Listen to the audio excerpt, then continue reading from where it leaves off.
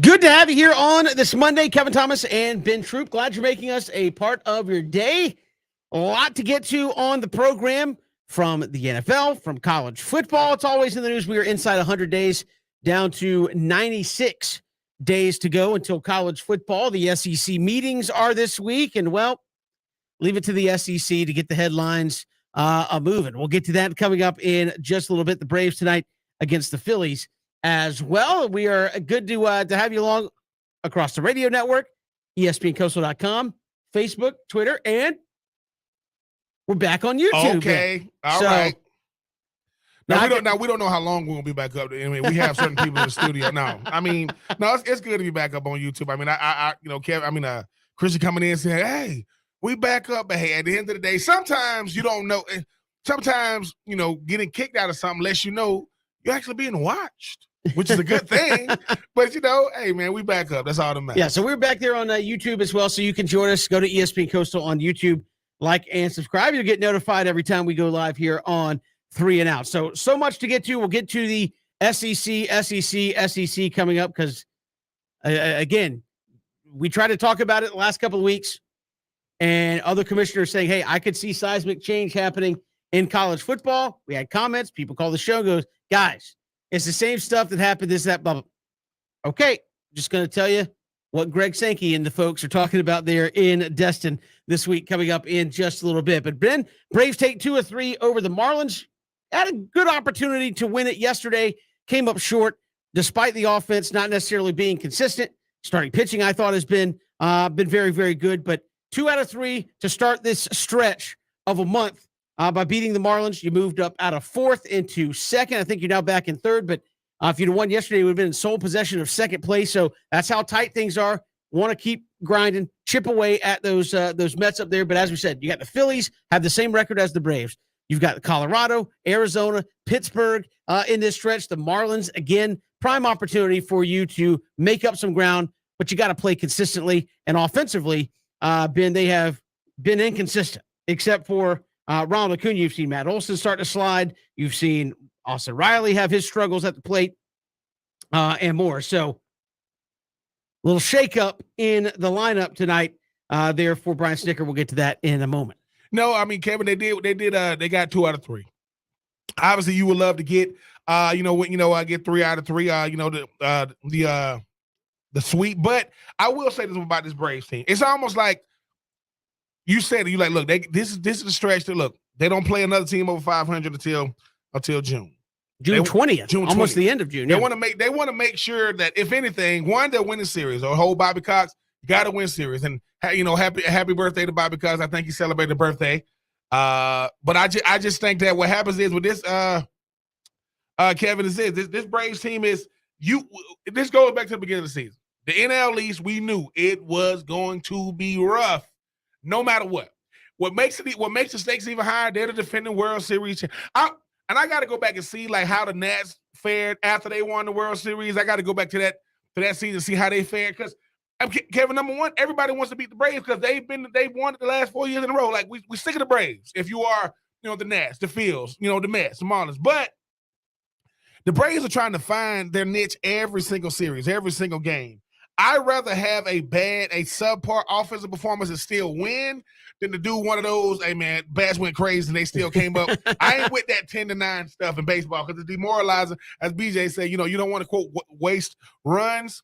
But I just think I just go back to the Ronald Acuna, like what he brings to the table, not just from an offensive standpoint, defensive standpoint, just guys seem to be able to play a little looser. And like you said, a guy like Austin, Dansby Swanson and Austin Riley and company, those guys have, good days, bad days, the pitching, up and down. But I will take 2 out of 3 anytime, Kevin, because like you said, baseball is one of those things to where sometimes, a lot of times, the overall record is not indicative of how they play that day. Like, when they coming in, they can. I say, yeah, but you want to keep them in that category. You don't want them to find their rhythm offensively, have their pitchers out there, looking Cy Young-ish against you. But I will say the Braves got 2 out of 3, which is what you want. Want something to build off of. And we say this. We act like, will the Braves ever peak this season? Who knows? But I believe if the Braves are playing, at their best, or at least most of the lineup, they should be hard to beat. I know, as we will hope, Kevin, coming, by June the 20th, hopefully, like you say, it's crazy. You win 2, you're in second place. You win 1, you go in third place, which shows, like you say, how those Mets, man, they ain't met it yet. But we know, we know there's a stretch is coming. Yeah. But I will say, getting 2 out of 3 is what you want. You can build off that. As you mentioned, you could have got the third. But I just think that when it comes to the Braves, it's what's gonna be. Is it gonna be the lineup? Is it gonna be starting pitchers? Is it gonna be the bullpen? Is it gonna be defense? So some certain group gonna have to take the lead, because you can't just say, well, Ronald Acuna is there and Matt Olson. No, the bats are gonna be on fire sometimes. Sometimes they're gonna go cold. Where do you see that? Where do you see that part of this team is going to be able to say, we want to lead the way as far as like making sure come June 20th, we're in the thick of this thing? Well, I mean, I think you're talking about the Matt Olsons, the Austin Rileys, the Ozzie Albies, who kind of say, look, Acuna's back. You kind of look at him and he's played amazing since he's come back. I think he has one of the highest on-base percentages of his career in this 15 games that he's played here in 2022. He's off to a great start. I think you're trying to find somebody who can do it consistently. I was joking with a buddy of mine yesterday when the Braves tried to come back in the 9th inning. They lost, and I looked at him and I said, and the Braves still haven't won 3 games in a row. So it's like, it's one of those things where good baseball teams, 9, 10, 11, 12 game winning streaks are, very, very hard to do. But this team hasn't even won 3. Hasn't won 3. I mean, I think you'd like to see a stretch of 4 or 5 wins, maybe an 8 out of 10. And we haven't seen anything remotely close to that from this team, which you feel there's a lot more upside. And again, you look at the lineup now, Ben, for tonight against the Phillies, and it's been shaken up a little bit. You got Acuna at the top. Left field is William Contreras. I'm going to say it again, William Contreras. He plays catcher. He's had a great year at the plate. Excuse me. He's not an outfielder per trade by trade, but Travis Demeritte, 0 for 28 in his last 28. No walks, bunch of strikeouts. Forgot how many outs there were in an inning that allowed a run to score yesterday. That's the kind of stuff that just comes back and kills you. So they want the bat in the lineup, despite the fact that you don't play much defense. And, well, quite frankly, Marcell Ozuna doesn't play much defense either. When he's out there for the Braves, he's not Gold Glove caliber. So you're trying to just trade, say, if we're going to be bad on defense, let's get as many bats in the lineup as we can. I think also William Contreras can bat.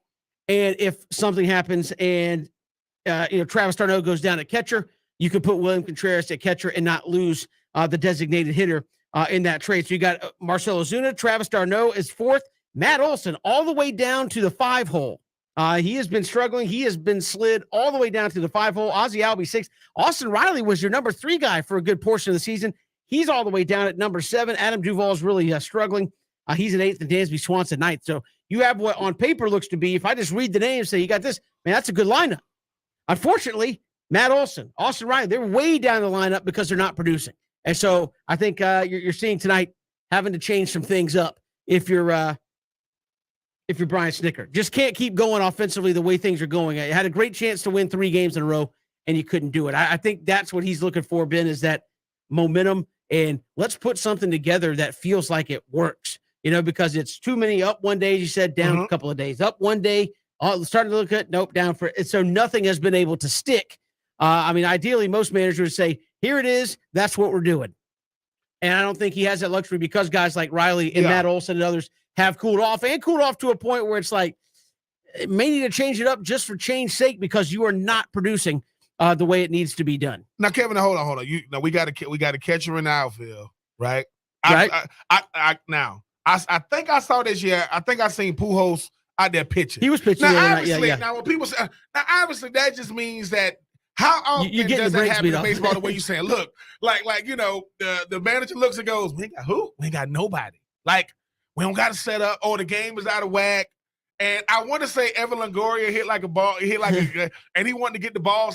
How often do things like that happen to where you might have a shortstop that have to pitch or a catcher that has to play outfield? Well, usually just to be able to get this game played. I mean, usually with a position player pitches, it's because you're getting the brakes beat off of you, and you don't want to use up any more bullpen arms. When something like this happens, I think this is the Braves saying this is a guy that's producing. I think Wilson Contreras is among the league leaders in home runs by a catcher in the National League, and he doesn't even play every day. So I think they're looking at him saying, we've got to get his bat in the lineup. What's the best way to do it? Well, it's probably going to be a corner outfield spot. We'll give it a shot. So I think he's taking some minor league time in outfield. Obviously, he's practicing there. It's going to be a little bit different. But, Ben, I think your average major leaguer, if you say, can you catch a fly ball?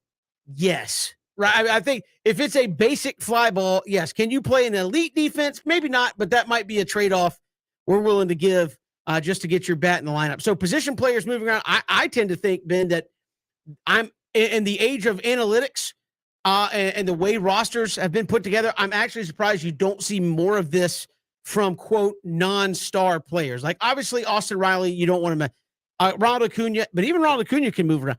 You look at what Bill Belichick does in the National Football League. Yes. I'm going to take my 54-man roster, and I'm going to try to make it into about a 60-man roster with guys' versatility, right? It doesn't mean you're going to play there every time, but if I can get a guy that can play guard, he can play center, he can play fullback, I can get a linebacker that can play fullback and play defensive end, a safety that can play wide receiver to pinch, you are creating, quote, more roster spots and still keeping it within rules. I'm surprised more Major League Baseball teams don't do that with players who have some kind of versatility where it's like, look, I can put you anywhere in there and basically make an everyday 9 with 10 players. If you get what I'm saying, basically it's like, hey, here's my starting 9, but this guy, I could put him in a different position every day, keep his bat in the lineup, and he's good. And I think you saw a guy like Charlie Culberson would be, to me, a good candidate for that. He could play outfield. He could play shortstop. He could play second base. He could play third. He could play first. He could pitch. Emergency catcher. I'm not saying you put him back there as to catch, but that's a guy that's got positional versatility. And I'm surprised more baseball teams haven't gone to some of that where you just expand the function of your roster exponentially by guys who can do a number of things instead of locking them into this is what you do. And if you're struggling, well, the only option is to move you down the order or sit you. So I'm surprised we haven't seen a little bit more development of your roster like that across Major League Baseball. Which once again makes Ohtani even more. Right. I think you would look at Ohtani and say, maybe not pitcher outfielder, but I get a guy that can play first in outfield or third in outfield or whatever and utilize them depending on matchup and keep guys in the lineup. I'm just surprised we haven't seen that more with other teams. I mean, Ohtani's a freak. Don't get me wrong. I hate to use the creme de la creme, but I'm saying today's baseball, whether it's, high school, minor league, college, pro, well, before you get to the pros, how much more attractive are you if I say, look, obviously I would think a lot. Now, Ohtani he's about the exception like I've ever seen. But if I say I can, I'm an outfielder and I can play, third, meaning I'm probably going to be better at one than the other, but I'm very, very efficient. But I can do both. Like Austin Riley, for example. Like obviously he was going to be the everyday third baseman, but they were going to say we're going to put him in other places to get him out there. And I think that's why I'm surprised more teams haven't taken on that line of thinking just to get guys in the lineup. But the Braves, obviously, I think they're looking for consistency from their offense, and Brian Snitker doing what he thinks he needs to do tonight to shake that up. We'll come back. SEC meetings are this week, Ben, and well, some talking points already. If you don't like the SEC, well, you may not like them a whole much more after we get done talking about what we're going to talk about. But we'll get to that next here on 3 and Out on the Southern Pigskin Radio Network.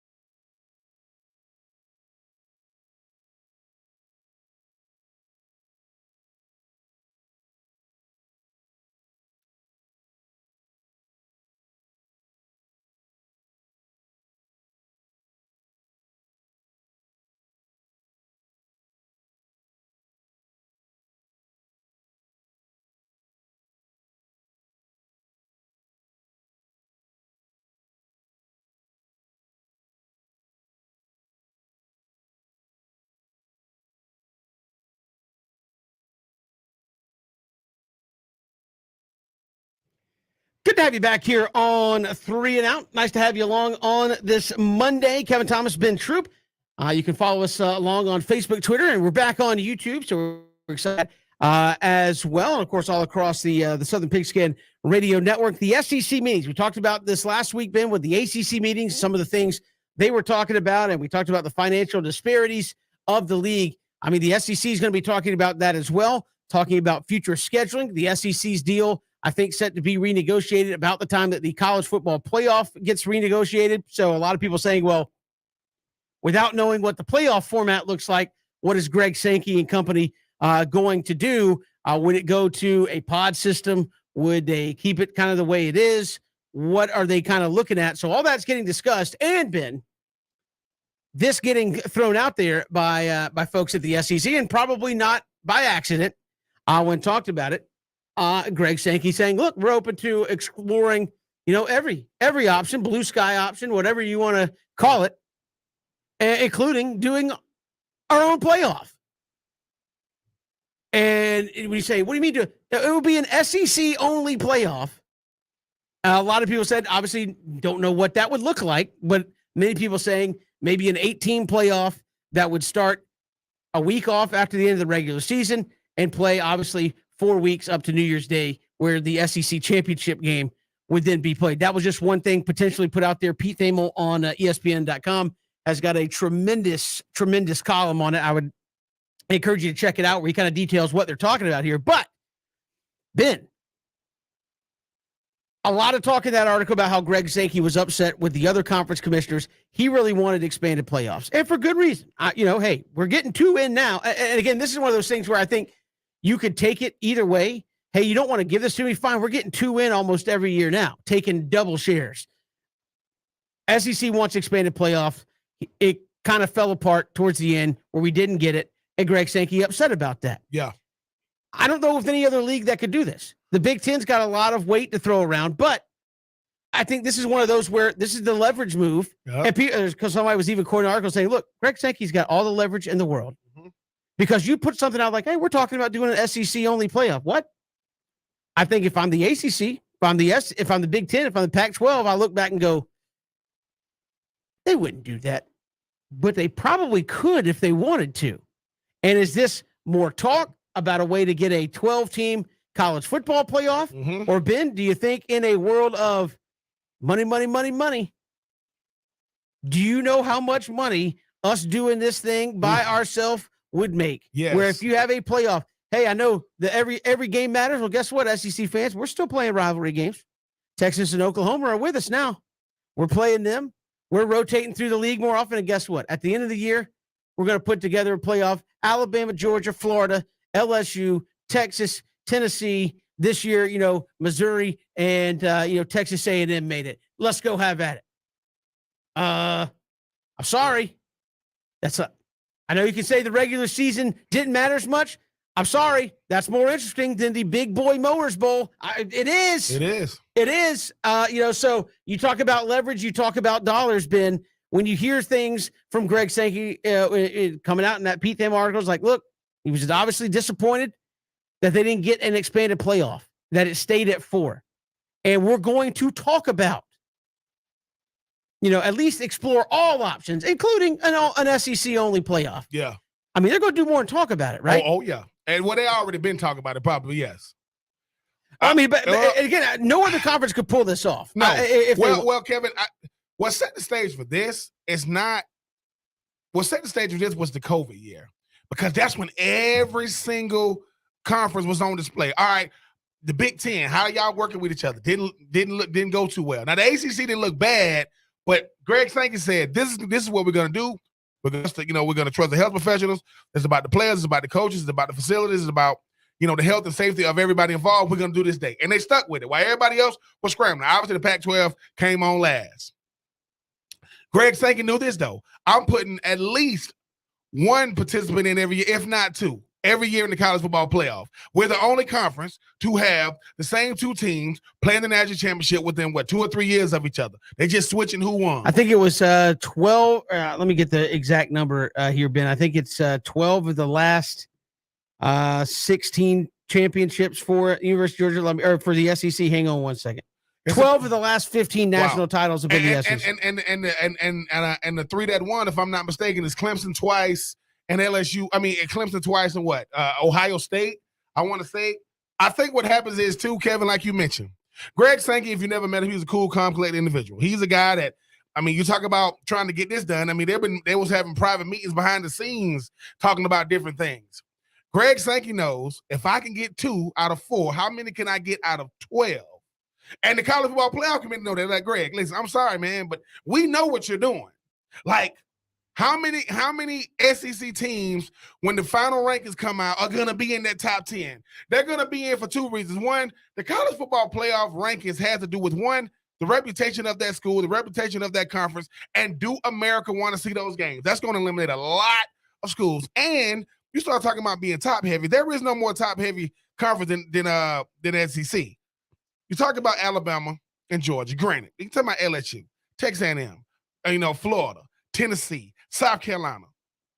Then you talking about Ole Miss. So I think what Greg Sankey is saying is, look, NCAA, this might be y'all last stand to keep it. Because if y'all lose us, but they don't have anything to do with the play. I just want to correct that again. But I think this is a shot to the other conferences. Well, is what I view that. And you're making, like we talked about this Friday, the SEC made double in the COVID year what the Pac-12 did in revenue.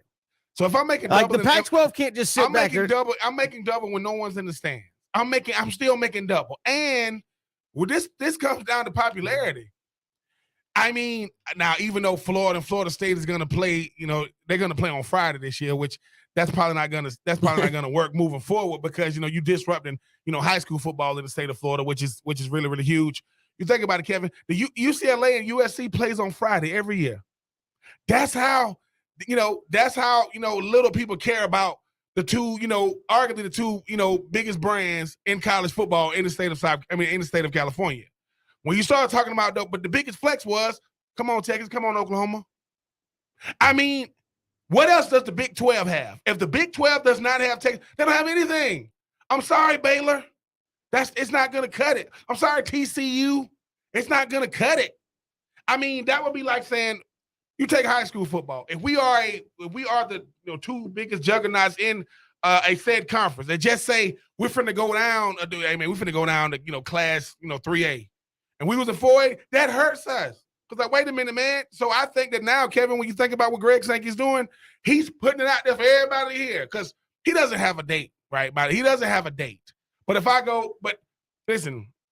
Sometimes just the threat of we might just do our own thing. Wait, what? Well, no, but there is a date. Now, in 2025, the college football playoff contract ends. If you don't know what that format is, and Texas and Oklahoma are going to be in the league, look, there is a date out there. But again, I think this is more a play by Greg Sankey to put pressure on the ACC, Big 10, Pac-12, Big 12 to say, we're expanding this thing. Who do they want from there? Who you think they want from those conferences? I don't think they want anybody. I think he wants an expanded play because nobody I think outwardly wants to be the guy that makes the move. I think Greg Sankey wants to be the guy that says, you left me no other choice. Right? See what I'm saying?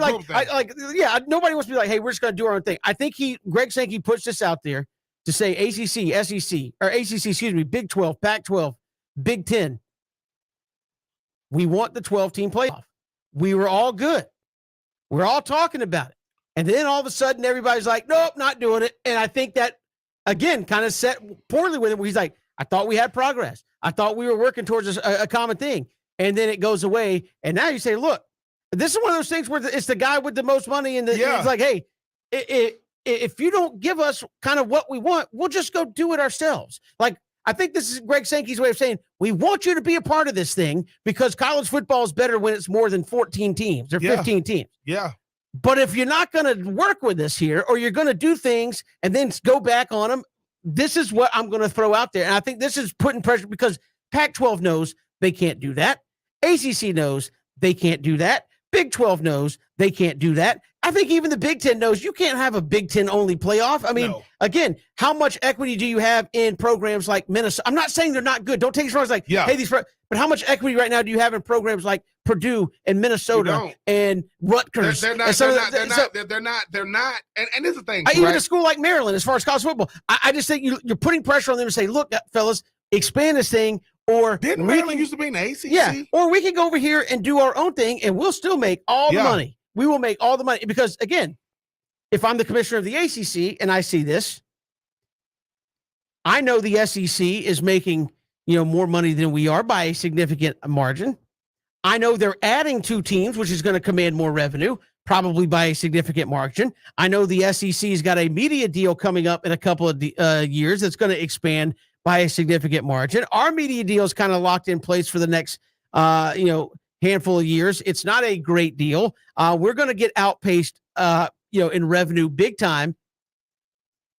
How do I keep the Clemson, the Florida State, the Virginia Tech from getting the wandering eyes going? SEC, would you go to 20? No, and I'm saying, I think this is what I think the reality when people say there's going to be a seismic shift in college football, this is what they're talking about. Yeah. It has nothing to do with what's happening on the field. Yeah. It has everything to do with money and people not wanting to get left sitting at the kiddie table. Well, that's kind of what I meant when I said it's not so much do Greg Sankey want them. If I'm a Clemson, which I didn't win the ACC in 2021, but if I'm saying, all right, I don't have as much leverage by myself as I do if I partner with, if I come over to the SEC, because they say to themselves, look, man, at the end of the day, right? At the end of the day, like Greg Sankey is saying, look, we got Oklahoma and Texas. That just shows you they didn't have to come over here. They could have said, "No, we gonna make sure that we."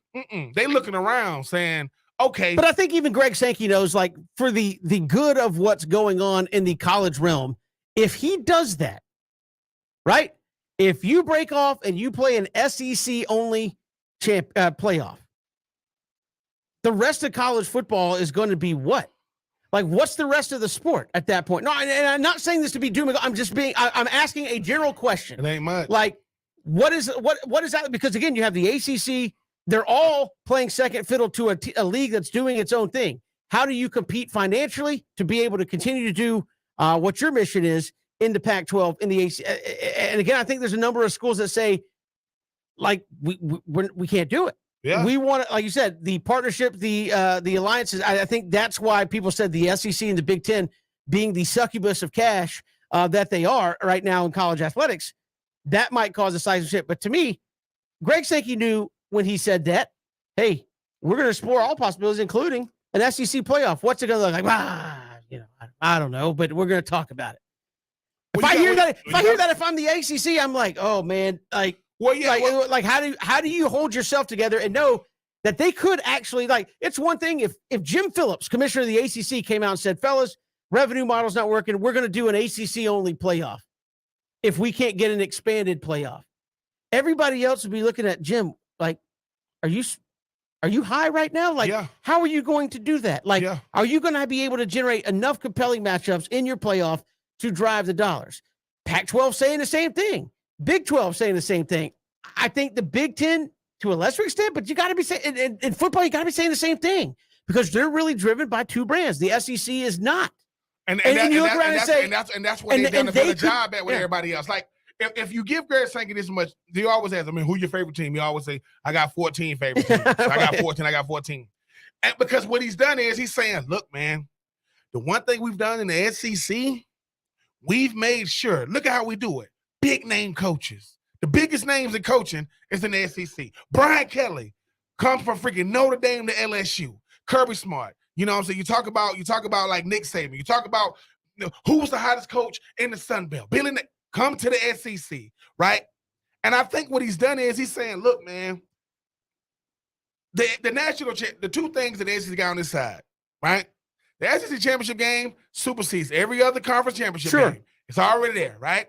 And we got the premier teams, meaning people go, you take the average, lover of college football. And man, where's LSU at? It's in the SEC. Somebody goes, what conference is Maryland in?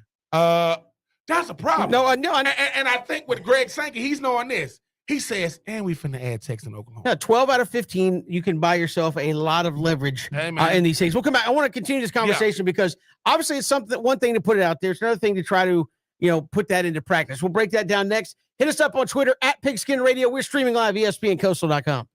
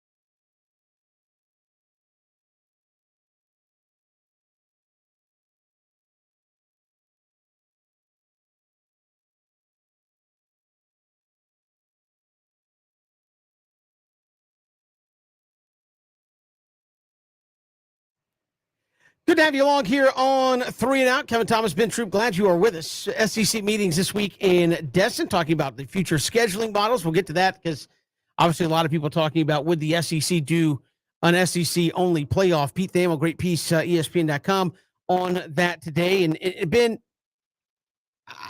people could say maybe, I live with my head in the clouds on this, or, about, hey, Greg Sankey, I think using this more as a potential piece to try to force his agenda of expanded playoffs, which I think a lot of people are in favor of. And I thought it was only a matter of time to do that. I know he wants more teams, but you have 5 major conferences and 4 spots plus Notre Dame. Like to me, that math never worked in terms of divvying up revenue, because that's what the conferences care about. Is it nice to tout, we got the national champion? Of course it is, especially when you've won 12 or 15. But what the conference commissioners want is, I want that playoff cut, right? I want the big money coming into the coffers that we can thus, use inside the conference. How much, though, Ben, do you think the SEC wants to go it by itself?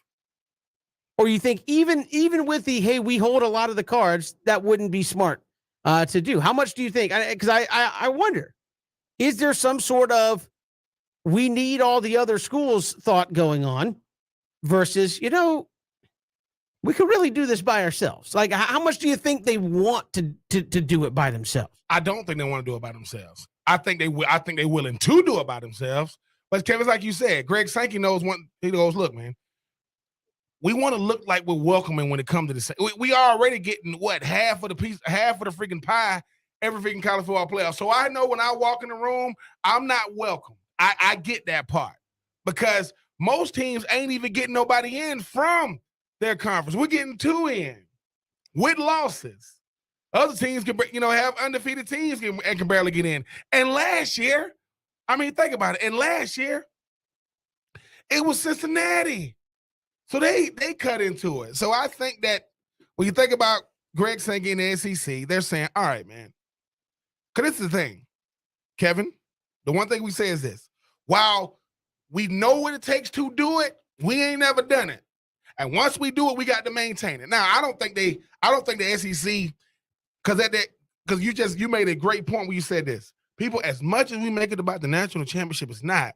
That's just proving that, quote, the SEC is the best conference because they're going to be at the top of the hill. And when they're not, Clemson twice, Ohio State. Florida State one time. Florida State one time. And Florida State played who? Auburn in the national championship that year. I think what Greg Sankey is saying is, we don't want to do this by ourselves. We went to the NCAA, or we went to the college football playoff and said, this is what we want. They said, no, we're not expanding. Well, that was apparently it was all the conference commissioners. And again, according to the article, Pete Thamel was saying, look, he thought he was building consensus among a lot of the conference commissioners and college presidents to go to 12. And then it didn't happen. And I think he kind of holds a little, not resentment, but it did leave a nice taste in his mouth. It's like, hey, well, this is the thing, right, Kevin? It's almost like this. I'm sorry. Everybody does. Even though it came from Jimbo Fisher, everybody doesn't just love Nick Saban. They just don't.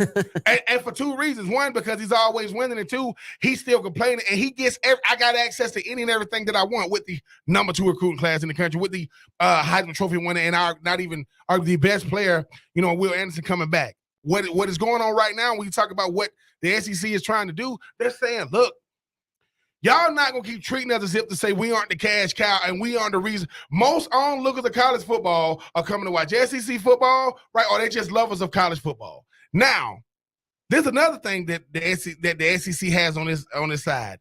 They're good in every freaking sport. They ain't what the ACC is in basketball, but they pretty freaking good. Don't even get me to talking about baseball or track. So what Greg Sankey is saying, all right, just take football off the table for a second, which I know it's about that. Yeah, it's about football. Yeah. It's about football. Man, let's go to any other season. We still balling. You go to any other season when it comes to sports, and we still doing that. Just adding what Vanderbilt is not in football. Look at what they provide. So I think that what Greg Sankey is really saying is this. All right, y'all commissioners don't really like me. Cool. Or let me say this. Y'all don't really agree with one to go on your own. But this is the thing, right? All right. Give me a better alternative. Because this is the thing. What he's really saying, y'all have no shot to get in. So you telling me y'all willing to stay with it like it is before Texas and Oklahoma come to this. All right. Cool. But don't get mad at me when I'm the one knocking on your door saying we can do this. Meaning if we get 12, because what he's saying is this. Y'all said the fans want the national championships and the fan bases. College athletics, we want the money. Do we got to just start coming? Because that's what this is about. This is about the money. Y'all I mean, and again, I don't want to say this out of turn, but Ben, if they did an SEC only college football tournament with 8 teams culminating in the championship, it's gonna be incredible on January 1, I dare say that potentially you could get more money for that than you could the college football playoff. I mean, maybe I'm wrong on that. What if Greg Sankey says this? All right, how about 2026? If it runs out of 2025, I think 2026 is when they don't know what the format is going to be. 2026. How about we all do it? Y'all do y'all standalone. We do our standalone, and let's see. Well, they don't want to do that. Fresno State versus Arizona State, it's not going to be as appealing as LSU, Texas A&M. Because what he's saying is, all right, because 2020, listen, what he's saying is this. I'm trying to put y'all ahead of kind of what we thinking. Got a couple of years now to put it in y'all heads, because come 2026, once it runs out, listen, once the college football playoff runs out, and we all get to re-sign, we might not want to sign that dotted line. And so y'all want to go from P5 to what? To the Fantastic Four? If that's what y'all want. But the Big 12, best team going to be what? Baylor? Because they no longer going to have Texas and Oklahoma State, maybe. I mean, you know, and this is what people ain't really saying too. For all these loving the Big 12 right now, as 2025 approaches, and they send the SEC money go this way, and that money going that way, Mr. I'm 40. He's 50 now. Yeah. Oh, coach, he might come up. He might come up, because that's another thing too. Because you don't think you gotta. Why the commissioners ain't calling Greg Sankey? I bet you some of these ADs calling him. Hey man, what's it gonna take to get us in that thing? Because at the end of the day, Kevin, I want to preserve. Well, like I said, I think that's where you get the shift that a lot of people are talking about, because people like to think that conferences are together and they all love each other and all that. And I think at the end of the day, it is, I am going to look out for my own self-interest, which is, if I'm at Clemson, I'm going to do what's best for me. And if that means I got to say, we're going to break an agreement with the ACC and move over there, then that's what it's going to be, right? Because I'll make $45 million more than I will make. Because now I'm doing listen, I don't know what they tell the coaches. They don't have to tell the coaches anything. If a model got set for any organizational entity, no matter who they put in that spot, you're a part of the big plan. It doesn't matter that you're one of the part of that meeting. You are a part of the big plan. So at the end of the day, Kevin, they're going to say, all right, y'all don't want to do the SEC thing, right? Well, show us the money. We saw what the SEC got. The SEC plaster what they get all the time. Yeah. Right? So show me what we getting. Because at the end of the day, you know, if you ain't making money, don't make a lot of sense when it comes to these things. And I get the fact that I don't even know what preserving these conversations, I don't even know what that means. Preserving what? Like, look, you're a dinosaur if you don't even give this thing, because if Greg Sankey, come 2026, Kevin, you talking about a nuance. Oh, come 2026, it's going to be something. The SEC going to say, listen, either y'all, if y'all doing y'all's and we doing ours and we look like we in unity doing it, that's different. But if we do it by ourselves and them numbers come back, then, you know, it's almost like if I asked you to be a part of this thing before it got up and running, it's a different price once it's up and running. Well, what you mean you want to come in? Well, you know, you might have to pay, you might have to buy in to get in. I just think that Greg Sankey got about as much leverage I've ever seen. One, he is the most powerful person in college football. But like I said, Mark Emmert, you had a chance, even though the NCAA, it's like they never really had anything. And then I want to say Mr. Hancock, President Hancock, College Football Playoff Committee. Right now, oh yeah, you got Greg Sankey for 3 more years. Yeah, I mean, I'm sure. But what happens in 2026 because Kev, you know what's going to happen. If it's going to happen in 2026, they're going to announce it in 2024, 2025. Sure. They're going to let you know. You got to be preparing for that. Listen, XFL in 2023, CFL, USFL is thinking, the Rock, they coming, boy. But no, I do think, you know, if you're Bill Hancock, that is one of the things, like, look, how does us running this college football playoff work without the biggest potential factor in it. I mean, again, Wow. I think Greg Sankey, you said, as much leverage as any person in college athletics has today. We'll come back. More to come. It's 3 and Out on the Southern Pigskin Radio Network.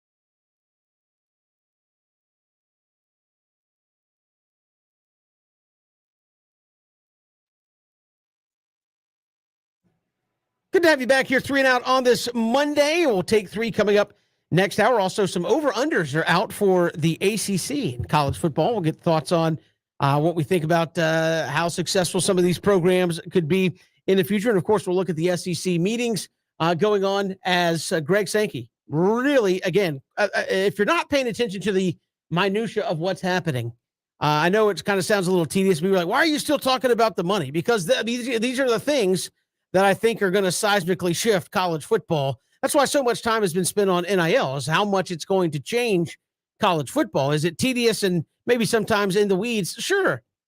But it's going to physically change college football. And you don't think if the SEC doesn't get what they want, which is an expanded playoff, that they won't do their own, and that doesn't change college football in a big, big way? You're kidding yourself. We'll come back. We'll take 3 next here on 3 and Out all across the Southern Pigskin Radio Network. Hit us up on Twitter at Pigskin Radio.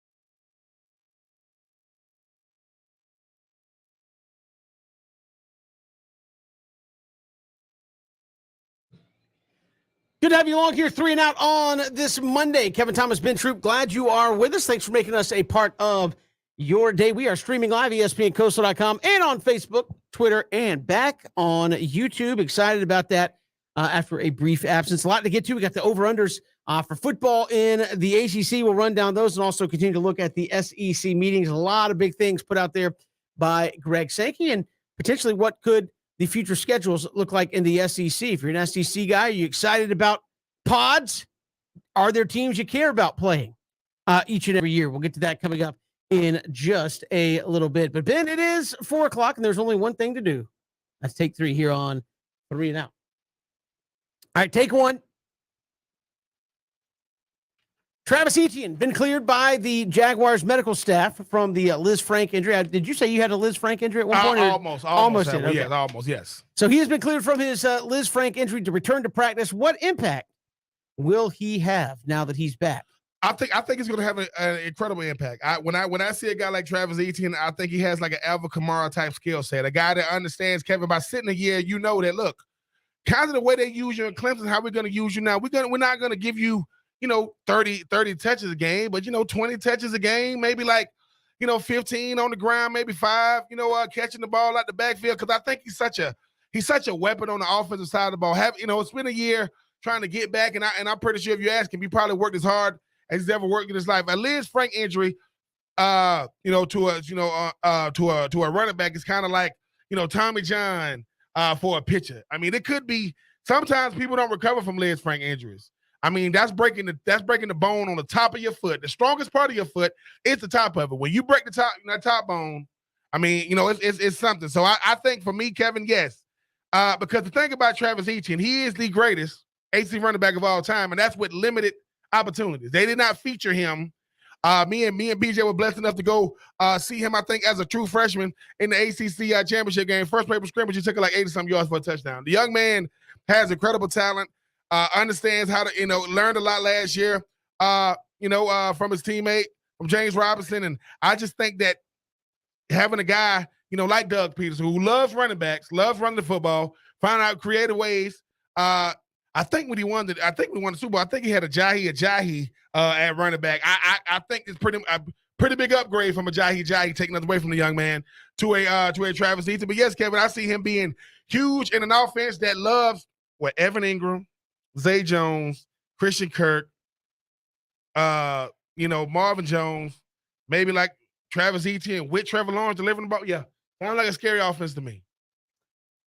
I think he could be the starting running back before the season's over. He was a first-round pick? Yeah. And again, probably was going to be had he not got hurt, but yeah. Right, I'm not taking anything away from James. And I think maybe that was in Urban Meyer's mind as well. It's like when he had to hold James Robinson back and forth, maybe in the back of his mind, he was like, man, Travis Etienne would be the starter. And again, rightly or wrongly, but coaches have that in their brain sometimes. So I think he's going to end up being the starter before the season's over. He has familiarity, obviously, with Trevor Lawrence. I think if he's fully healthy, Ben, a lot of upside there for Travis Etienne at the end of the day. All right, Ben, take 2. We'll go away from sports here. The final or the last, payphone in New York City in Manhattan was taken out today. When was the last time you used a payphone? I will say this. All right. Wow. And these kids today have no idea. Yeah. So for those who don't know, payphone is what it sounds like. It's not trying to. Just go to the store, put more minutes on. Now I will say this. All right. So when we first moved to Augusta, man, I was in the 5th grade. So how old are you in the 5th grade? Was you like 10? So that was what? That was 92, 93. We moved up there. Obviously, at least 8 years away from cell phone. Right. I wasn't getting one anyway. But they had this. So we lived in this place called Williamsburg Apartments off of Meadowbrook Drive. I remember this. They had this store. It was a store right there before we turn in to go to the apartment complex. They had these 3 payphones right beside each other. It was always somebody on one of them, like somebody, because that's back when you knew the payphone number by heart to where you'll give somebody a payphone. Now, mind you, we knew the payphone by heart because, being from Swainsboro, moving to Augusta, I'm calling my grandma, calling my grandfather, calling my aunts and uncles, and to the point where, hey, we know how to do it too, man. That's back when, Kevin, that's back when you had collect calls. You have a collect call. Because it's the one thing, right? Now you pay the 25 cents to call, Right. Just locally. But this is what people didn't know. If you got to go collect, since they got to pay for it, you just 1-800 whatever, and they like, hey, I said, what? I'm just calling them. You have a collect call from, and my grandma be like, hey, do you click? My grandma ain't doing it. My great grandma ain't doing it. But I will say this, when you're young, that's all you got. Yeah, like, collect call from your grandson. Collect. The thing about payphones, the reason for payphones was people that travel. So when you going somewhere, hey man, we in where we at right now? You calling home, and man, we had to fight for the payphones though. Man, you get up there, you be like, hey, man, can I use the phones like this? Man, I'm on the phone with my lady. Man. All right, bro, but you been on the phone like 3 hours. But yeah, pay for those. Once again, man, it goes back to our parents saying, y'all young people, all they know is iPhone, Android, whatever. The payphones was that deal. Like I say, make sure you get there early. Because I remember people who were trying to get jobs who they'll say, what's your number? They calling your payphone. I was watching Football Life of Warren Sapp, the Warren Sapp. He said, when they used to give out, because he said, I don't think they had a home phone. They used to give out the payphone for college recruiters. Hey, somebody on the phone here for Warren Sapp, yeah. Or his mom or whatever. So, hey, man, payphones, man, they saved a lot of lives back in the day, man. So, hey, whoever invented the payphone, shout out to you, sir or ma'am, whomever, but they done. The last one is in New York. Wow. I'm surprised it was like still there. Like, I mean, who uses a payphone? They didn't know what it anymore. was. Yeah, like, look, it's put in a museum. Like, remember, you had to put a quarter in there for what? So hey, you know what, Kevin? You know what, Kevin? That's what Kevin. I think it went up to 35 cents. Point. If you walk up in a man cave, they got a payphone up in there. Would you be like, go ahead, but it works? Hello. I mean, hey man, shout out to the payphones, man. Yeah. For those of us that was around, those bad boys was up and running. I want to say the last payphone I used, probably like 2005. I want to say maybe. I still had the pager at that point. I used to ride around with quarters and dimes in the car. So you'd be like, ding, ding. Hey, what do you need? Oh, I just wasted 35 cents on that. Like what? Like we didn't need it, but yeah. And then you had to ride around and know where all the payphone drops were and all that. These kids today. I couldn't stand the payphones where, man, you can't see that the little cord them been ripped out, and you go like, man, y'all play around too much, man. Good old days of the payphones, long gone by. But all right, moving on, man. Take 3 today is also, we got to do the national holidays, and today is National Taffy Day. You got the Laffy Taffy, the saltwater taffy. Yeah, the rate taffy though as a candy, because I know you go to a lot of the candy makers. They'll give you the saltwater taffy that they're stringing out right there. I will say this: I will rate Laffy Taffy now as an adult. I mean, it's probably I would rate it like a 3 or 4 because I don't eat it now. When I was a kid, it's 10. Because the thing about a Laffy Taffy was, when you were a kid, right? You talk about Laffy Taffy is the original stick to your teeth candy. It is going to stick to your teeth no matter what. And I remember when, growing up in Swainsboro, Georgia, we used to have home stores. People had stores in their homes. And that little taffy candy was cheap. It used to be in all, you go to like downtown, like I think it's like downtown Savannah or something like that. They still got it right there. But we used to have them back in the day, Kevin, like, and you can see it, whatever. They'll go the purple one, they'll go the red one, they'll go the yellow one, they'll go the red one, green one. But Laffy Taffy itself, man, I mean, I love it. Now, would Airheads be considered taffy? No. Okay. I don't think so. I don't know what Airheads are. Are they considered that? No, I think somebody weigh in at Pigskin Radio. I know it's simple. It's similar, yeah. But a little harder. The thing about the taffy is this: you can barely get it out the paper because it's sticking to the paper. And then, hey man, and speaking of Laffy Taffy, I ain't had a Laffy Taffy in a minute. Now, my teeth ain't as strong as it used to be. So I mean, I might pull the taffy out. My teeth might be with it, so I might have to leave it alone. But now, Kevin, when I was young, taffy was one of my go-to candies. One, because my daddy liked it. So whatever daddy like, I'm gonna get it because he ain't buying nothing else. But as I got older, man, I mean, it's not my. If I had to pick some candy, that's not gonna be my go-to. Yeah, I'm D-. It's okay, but like it's not. Like you said, I'm not seeking it out. It ain't being promoted like it used I never really liked it much as a kid. Like I didn't get the big deal. Like there's people that will fight you for some saltwater taffy, and I'm like, listen. It's okay, but there's people like, oh, it's like one piece. I'm good for at least a year. Like it's fine. It's not high. It ain't your Butterfingers. Is what you're saying. It's not even close to that. Like if Butterfinger is Earth, Taffy is like Pluto, way out there. Taffy's out there floating in the in the Milky Way somewhere. It's way out there.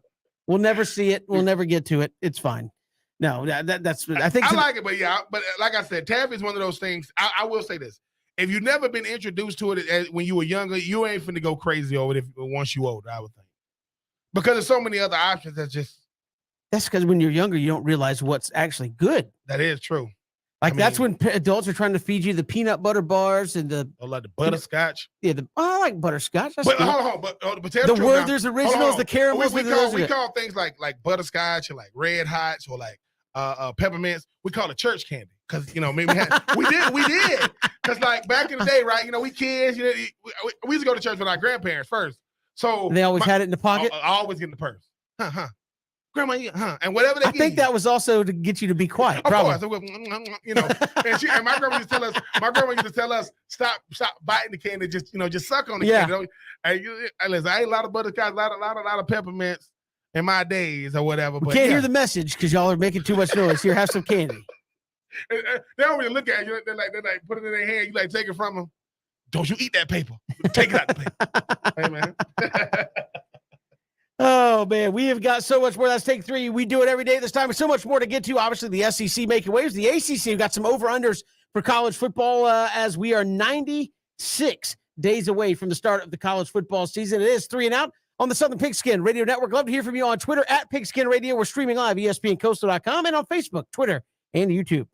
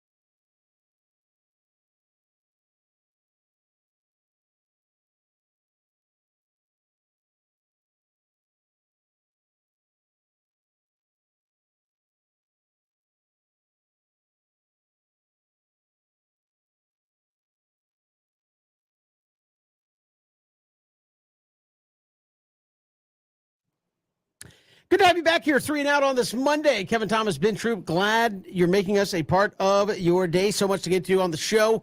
The SEC meetings going on this week in Destin and why that's important. Are there games you care about, SEC fans, that if they were to go away because of scheduling and the new norm, I guess, of college football? We'll get to that. But Ben, the ACC over-unders are out there on per Bet Online. And I'm going to give you the team, and you tell me if you think too much. Give me the over or under.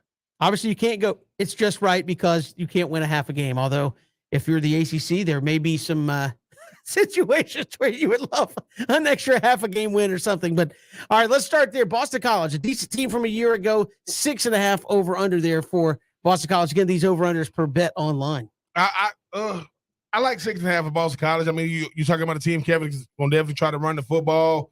Boston College is always that team, always a mid. Their win total is kind of similar to them. Mid-tier team doesn't get, not too high, not too low when it comes to them. But yeah, give me them BC boys. I like 6.5.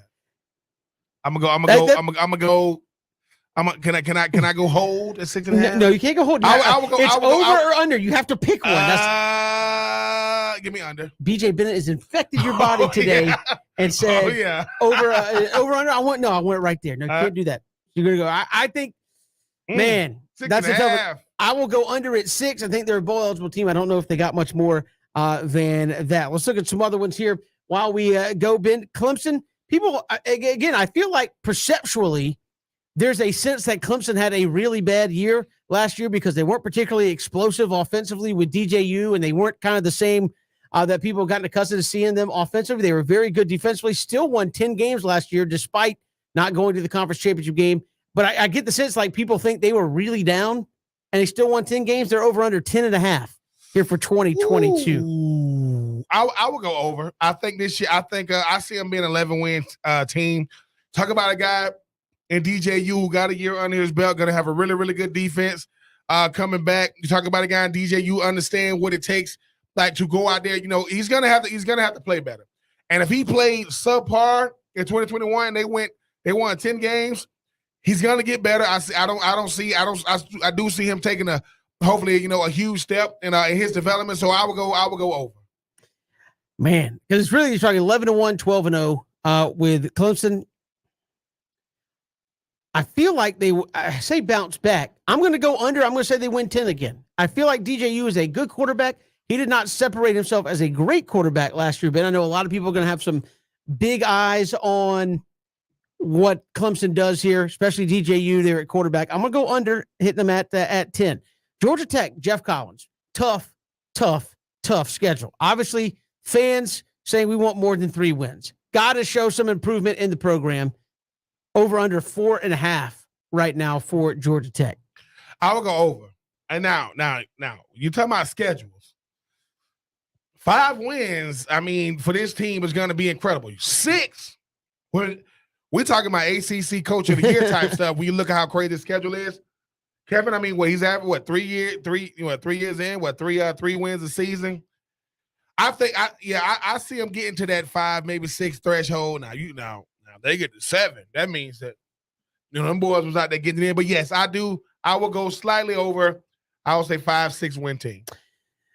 They're a tough one. Like I said, are they good enough to win 5-6 games? I think so. Will that schedule allow it? I don't know. This is tough. I'm going to say over, and I don't feel great about it. I will say, give me the over under at over. I'll go over at 5, get you over the 4.5 mark, but I don't feel great about that.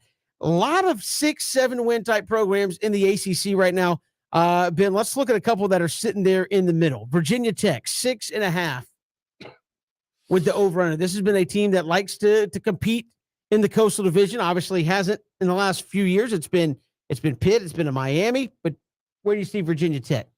Virginia Tech are, usually like, they start fast, they kind of tail off at the end. I'm kind of in the middle of, what kind of team is going to be. I'm going to go under. I think this might be a year that Virginia Tech takes a step back. Going to be competitive most games they're in, but it's like last year, Kevin. I mean, they started off the season with a team like UNC who wasn't able to really like maintain that momentum throughout the season.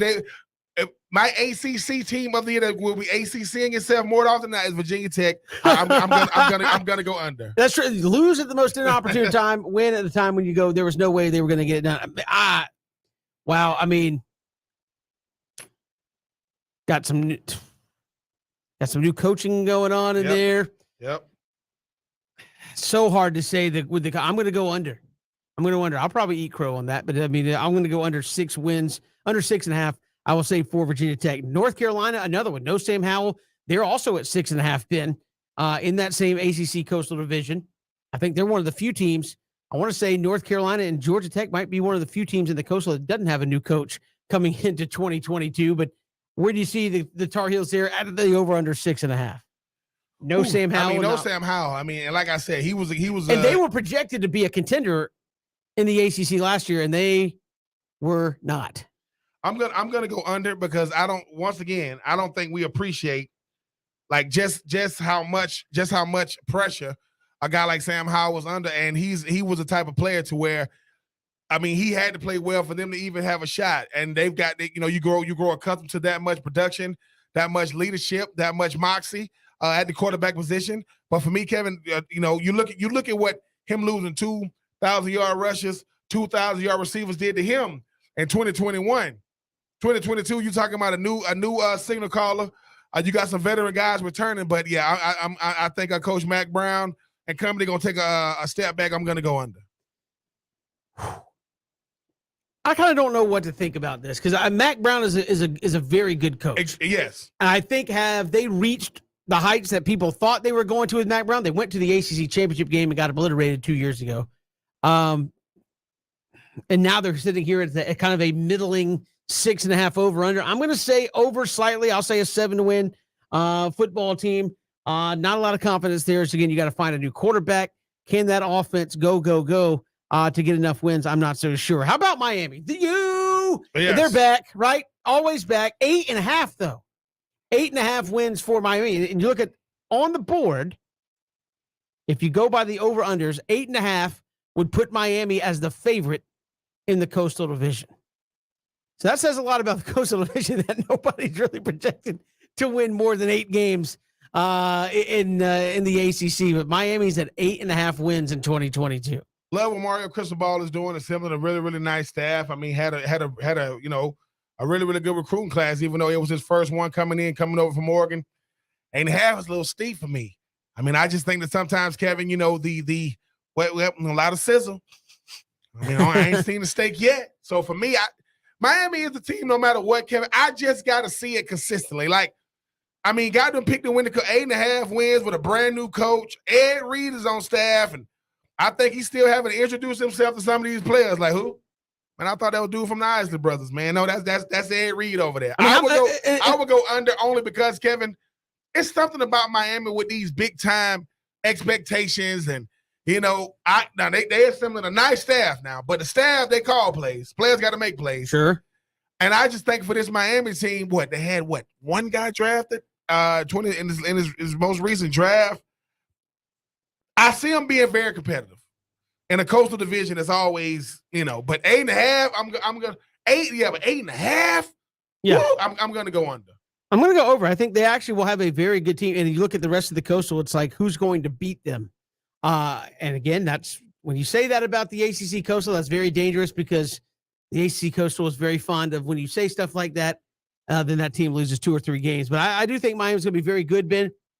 I do think it's interesting. You talk about Miami as a program. You say, hey, Ed Reed's back on staff or on staff at Miami. And that's been such a big thing is, hey, it's the Miami family, the Miami tradition, the Miami legacy, whatever you want to call it. How much of that do you think plays with this crop of players? Because as we often say, you talk to somebody our age and you're going, my goodness, like Miami's putting dudes in the NFL. Yes. 2001, Miami may have been the sickest team of all time in terms of NFL talent. I think 16 first rounders on there kind of got hosed against Ohio State in the national championship game. Otherwise, they would have gone back to back and we'd been talking about, legacies and dynasties. But Ben, I don't want to make everybody feel old, but the seniors in college right now, were 1 year old when Miami did that. Yeah. He's senior. So that means everybody else is like, what? Miami? I mean, they've been okay, but like you haven't had the legacy since they've been alive of the Ed Reeds, the Jonathan Vilmas, even if you go up the Frank Gores and guys like that, where have those guys been? The Greg Olsons of the world that just seemingly Miami had littered all over the roster. Where are those guys? And when you talk about guys going there now, when you see Ed Reed, you go, oh man, that's Ed Reed. I would think most kids would be like, man, you're Ed Reed of the Ravens. No, that's Ed Reed of maybe one of the sickest defenses college football has ever seen. Ed Reed. Like, how do you think that plays when you bring back former players? Like, it's one thing to say, man, I saw those guys. They were amazing. That's incredible versus that's a picture on the wall. And that guy could talk about what it was like to be at the U. And the U, I think, circles the wagons better than anybody else when it comes to former players being involved in the program. But the facts are, Ben, that since the U has been in the ACC, they have qualified for 2 conference championships. They have been to 1, and they didn't win it. And that's over the course of going on 20 years now. Maybe not quite that long, but 15. Like, where's the legacy with the U? No, it is. They won out of 2001. They lost it in 2002. So they won. So it's been over 20 years. Yeah. Kevin, this is what I think happens. When I first get to University of Florida, I know about everybody knows who Emmitt Smith is. Everybody knows who Danny Warfel is. Everybody knows who Steve Spurrier is, right? But when they start getting into, no, dude, they've been doing this for a while. You get into, Javon Curse, Kevin Carter. Right, but if the guys that were coming back on staff played 20 years ago and you were 18, do you still feel that? I mean, that's all I'm saying. That's all I'm saying. And that's not even being disrespectful. Right? I wasn't trying to phrase it that way. It becomes this. We had our moment in the sun, but Kevin, think about this. When somebody said, oh man, 20 years ago, that's when I came out the womb.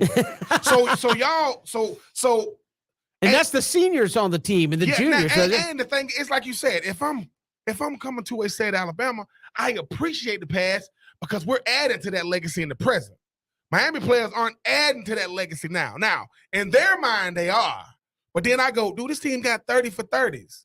This team was winning national championships with every coach that would be a name head coach. From the Cokers of the world, and you start talking about, the Jimmy Johnsons of the world. Dennis Erickson. Now, they just have coaches and this notion of, now, they might have to say this. All right, the past is what it is. We not doing that no. Ed Reed, Sean Taylor, Benny Blades, and so on and so forth. We talking about Clinton Portis, Frank Gore, Jared Payton, Willis McGahee, Adrian James, Willis McGahee. These are the running backs coming back to back to back.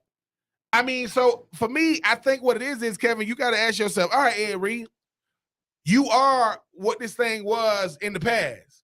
How do we bring the current crop to understand? Let's start having our own legacies. I mean, Miami can't even keep coaches no more. I remember when Miami lost a coach, it was controversy down there in South Florida. What? I remember when Jimmy Johnson decided to go to the Cowboys, and they was like, dude, you gonna leave? I think what it is Kevin, look, and people don't got to like it. What we saw was the U. What's going on now is Miami. You got to earn, because I remember when guys went to the U, man, and look, I know the Michael Irvins and the Warren Souths of the world and the Ray Lewises, they played for Tampa and Baltimore, and Dallas and whatever. They love the U. Now, it's South Florida is losing recruits to Florida. Florida State, UCF, USF, FAU, FIU. And it used to be, so I will say, Kevin, look, while the Ed Reeds of the world, we appreciate them because we are part of that era. These guys are saying, man, we're trying to get to the league. Okay, you can get to the league and be a baller. In college. Because Ed Reed, to me, is the greatest safety to ever play in the National Football League. And he was that good. So you're right, Kevin. It's funny. When a Tim Tebow is a celebrity away from football, most dudes got their celebrity, Tim Tebow did too, from football, but they didn't transcend it. I think what it is now, these players are saying, well, look, man, he was all right. What? All I'm going to say is that. All I'm going to say, I went to the University of South Carolina and I spoke. I was blessed enough to go up there and speak. And the coach said, yeah, man, the DB coach. I had Deion Sanders call and just holler at him, man. They said the guy was funny. He was old. I mean, he old. What they call him prime time, but because they don't get it. Then he said, "Oh, I also had Michael Jordan talk to the team." And then when he got this, what you think about Michael Jordan? He was all right. I mean, he the owner of the Hornets. They suck. I'm like, they don't because they don't get it. Like, it's almost like we don't. It's like you want to slap him in the face with baby powder and say, "What are you? You are not gonna play better than that." But I've been young. I've been not so smart thinking I knew it all. Thinking because I'm the current crop. Just because you're the current crop don't mean you're the best crop. No. You just could be the current. But the legacy of the U, Kevin, is not what it is now. Because like you said, since they come to the ACC, one ACC championship appearance, that can't continue to be the norm. We've got more to come here on 3 Out. Some more over-unders to get to when we come back, and more. We'll look at the SEC meetings. Greg Sankey out there saying, look, we haven't had an SEC meeting since 2019. It's been a long time since we got together. They got a bunch they're going to be talking about. We'll get to that coming up later as well. It's 3 and Out on the Southern Pigskin Radio Network.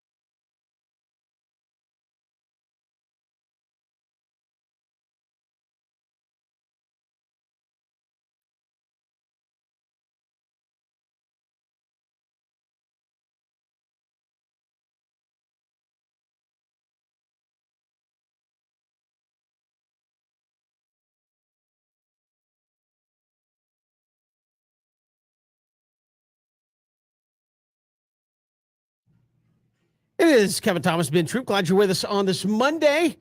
A lot to get to coming up a little later in the show. We'll get your thoughts on this, SEC fans, as well. 912-342-7184. SEC meetings this week. A lot of talk about future schedules. Could we change the model up? Are you upset going away from potential divisions? Are there games you don't want to see gone that you're just like, no, it's not happening? And when you get into the new age college football stuff, you see some of that go away. Big Ten and the ACC saw Pitt and Penn State don't play each other anymore. West Virginia and Pitt don't play each other anymore. Pitt and Penn State. Did I say that one already? They don't play each other anymore. You've seen Notre Dame. Is it Notre Dame and Michigan that they stopped doing? Yep. That they don't play anymore. And so there are certain ones that were traditional that just don't play anymore. Are you willing to? Is there somewhere you're just like, look, if it's not every year, that's okay. We'll get to that coming up in just a little bit. Hit us up on Twitter as well, at Pigskin Radio. You can drop us a thought on Facebook, on YouTube, if you're watching live there as well. So, Ben, we were talking about some over-unders. We talked about Miami. Here's an interesting one as well. Florida State. That's another one that I think the ACC would love if they were better. 6.5 on the over-under there. Mike Norvell obviously has a tall task ahead of him. Are they on the road to relevancy there in Tallahassee? Road to relevancy is one thing, Kevin, because I think road to relevancy that would require you not just competing in the ACC but having more of a national appeal. That might be a little rougher because since Jimbo left, I mean, it's been rough. Well, Jimbo left him in a tough spot. They really did. I mean, I'm not saying that he could perceive that dark of a future coming, but when you recruit no offensive linemen, we ain't recruit an offensive lineman. I'm gonna leave this Christmas tree right here on the front lawn. I'm getting the hell on. No, I would go over. I think Florida State is one of those, even though it's crazy to say, one of those sleeping giant teams, kind of like a Miami. Like Florida State still was really, really good in recruiting. I don't know. I mean, I had to talk to BJ about how that old line is looking. I don't know. They got no Jermaine Johnson's transferring in from Georgia anytime soon, but. Jordan Travis and company. I mean, we gonna see what he does this year. I think they're gonna let him compete, for the starting quarterback job. But Norvell seems to be a guy that's understanding because coming over from Memphis, obviously you want the upgrade, you want the opportunity, you want to be in the ACC. Big time university like Florida State, one of the big three in the state of Florida. But Kevin, I still got over. It's gonna be a long season for them. Because the thing about Florida State, they're doing the ultimate no-no. You don't play the LSUs when you don't have to out of conference. Obviously, these schedules are made years ahead of time. It's but not when like you're trying to rebuild, that's tough. Relevancy is one thing, but yes, I'm going to go slightly over. I feel like everybody wants to say over, but it's like until they do it. Yeah. Like, do you really feel like they're back? I say back. I don't mean back. I wasn't back. Do you really feel like they're moving back in the right direction? They're not back. I will say moving in the right direction. I will say this. Being able to get talent in last year like a Jermaine Johnson proves that the prestige, the expectation, the brand known as FSU, yes. It's that to me got them trending in the right direction. But Kevin, just like I know. Once again, we last thing we were talking about Miami, right? So you're not going to call them the U until they win an ACC championship. It depends on who I'm talking to about Miami and who I'm talking about. If I'm talking about Ed Reed, the U. If I'm, I can't even remember the young man's name that came over from Houston. Talking about Tyler? Is it Tyler Van Dyke? No. The quarterback that came from Houston the last 2 years. Oh. I'm drawing a blank. He comes over, and I remember that's Miami right after that. It's Miami because Kevin, think about this, right? Think about this. Once again, there are certain schools that need to be good, not just for their conference, but college football. Who is that? Miami, Florida State, Georgia Tech, Clemson. They have to because these teams are nationally known. Now, when you start talking about what has happened, dude, recruiting has happened. It's like recruiting to college football is what free agency is to professional sports. It will decimate you if you ain't getting the right recruits in there. Because the great, the great Kirby Smart said, when I got the players, I don't got to be as great of a coach. And shut up to you, Georgia fans. Yes, I call him the great Kirby Smart. I did. He's done an incredible job. You say your Twitter's gonna blow up. Well, the Florida fans going, Ben. No. I did. Let me. And I ain't did this PSA in a while. Y'all know who I'm rooting for on Saturday, but the analyst in me or the just understanding of the game in me knows, Kevin, when you got a Calvin Johnson at receiver, right? Yeah. Bump the defense. He's better than all of them. So I'm going to just my goal is to give him something to catch. Put him with that catch radius, 6'5". Yep.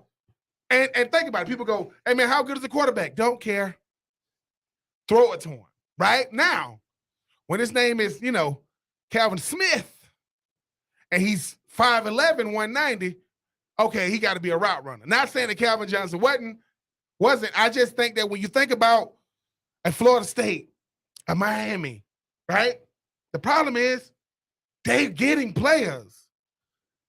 They just ain't getting the production collectively from the player. You're getting some, Jermaine Johnson will figure ACC Defensive Player of the Year.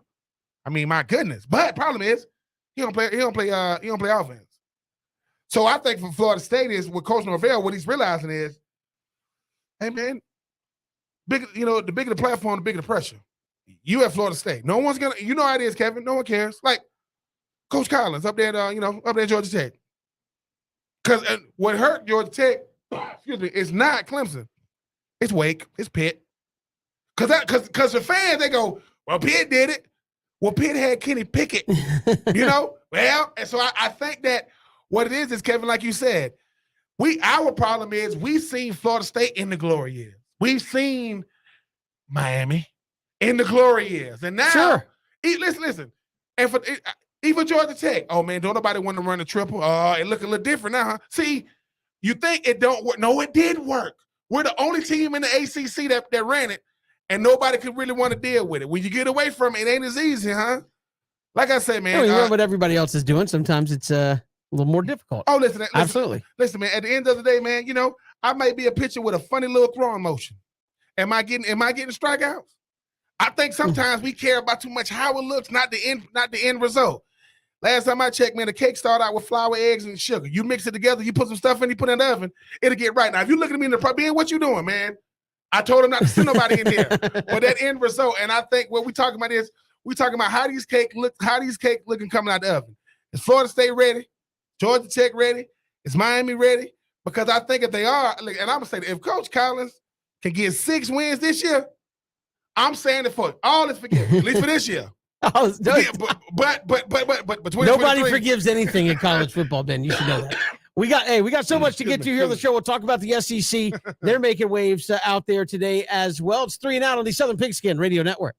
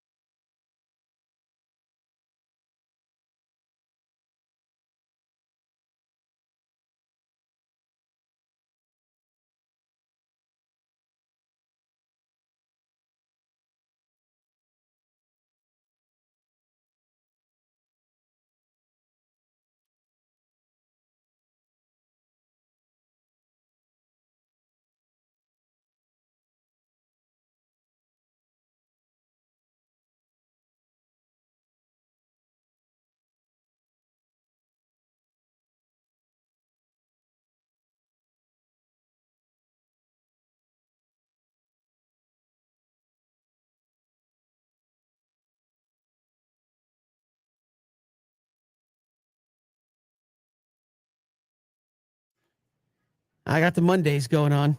Ben looked at me and go, didn't you just played this beat a minute ago? I was like, yeah, I think I I did. mean, we get our Seawalk on here in the studio. Y'all get a chance to see it once we get our reality TV cameras in here. Y'all will see. We're gonna be in here. I don't think anybody wants to see that coming from me at all. I mean, Not a chance. It just at depends all. on how Kevin. It's a video. I'm gonna show you this guy. He sees these people looking at him and they're playing this, and he looks at them and he started killing them with the boots on. I'm like, oh, it's just we're gonna have to take a couple of classes now. If I want Mark Douglas coming here doing it, hey people, that's gonna be must see TV. Mark being here getting right. You think Mark's got moves like that? I don't know. I think Mark could try, and then next thing you know, he gonna miss a couple of weeks. I would come in here looking like if I tried to I would come in here looking like the Tin Man. Like you're gonna have to oil up the joints. No, BJ looking a little too stiff. You know, BJ gonna give himself credit no matter what he does. But no. The thing about it is, you know, when you start talking about the rejoiners or what may have you, man, some of them. I mean, listen, man. We got the elevated music rejoiners now. I mean, I'm trying to tell you, I've learned more artists in the last 5 years on this network than I've ever, in the CD deck. But I love it though. I mean, at the end of the day, who's gonna look like Tin Man? Probably gonna be Christian. not because he's tight in the hips, but I don't know if he's gonna be doing the Seawalk. The quads and the hammers ain't gonna let him. He might come fight you over that. No. I'm just saying. I mean, disrespecting his mobility. The one thing about listen, this is how you know if you've ever seen Christian. They say, yeah, man, he had his shorts down to his knees. That's not Christian. No. Christian got on like swimming trunks, but they showing off the quads. You know, for a person that's always talking about never gonna have kids, never gonna be a dad, you already got the dad shorts, man. They're the athletically built dad shorts. But yeah, I mean, with the flip flops, he good. But yeah, we're gonna have to do we're gonna have to get like a real choreographer. If we're gonna be embarrassing ourselves, we're gonna. Oh, it could be bad, and we'll have. What's the guy named the Lord of Dance? What was him?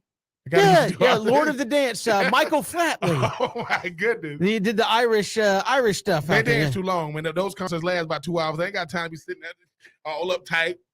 No, I'm finna pass out. I would be in traction by the time that was all over and done with.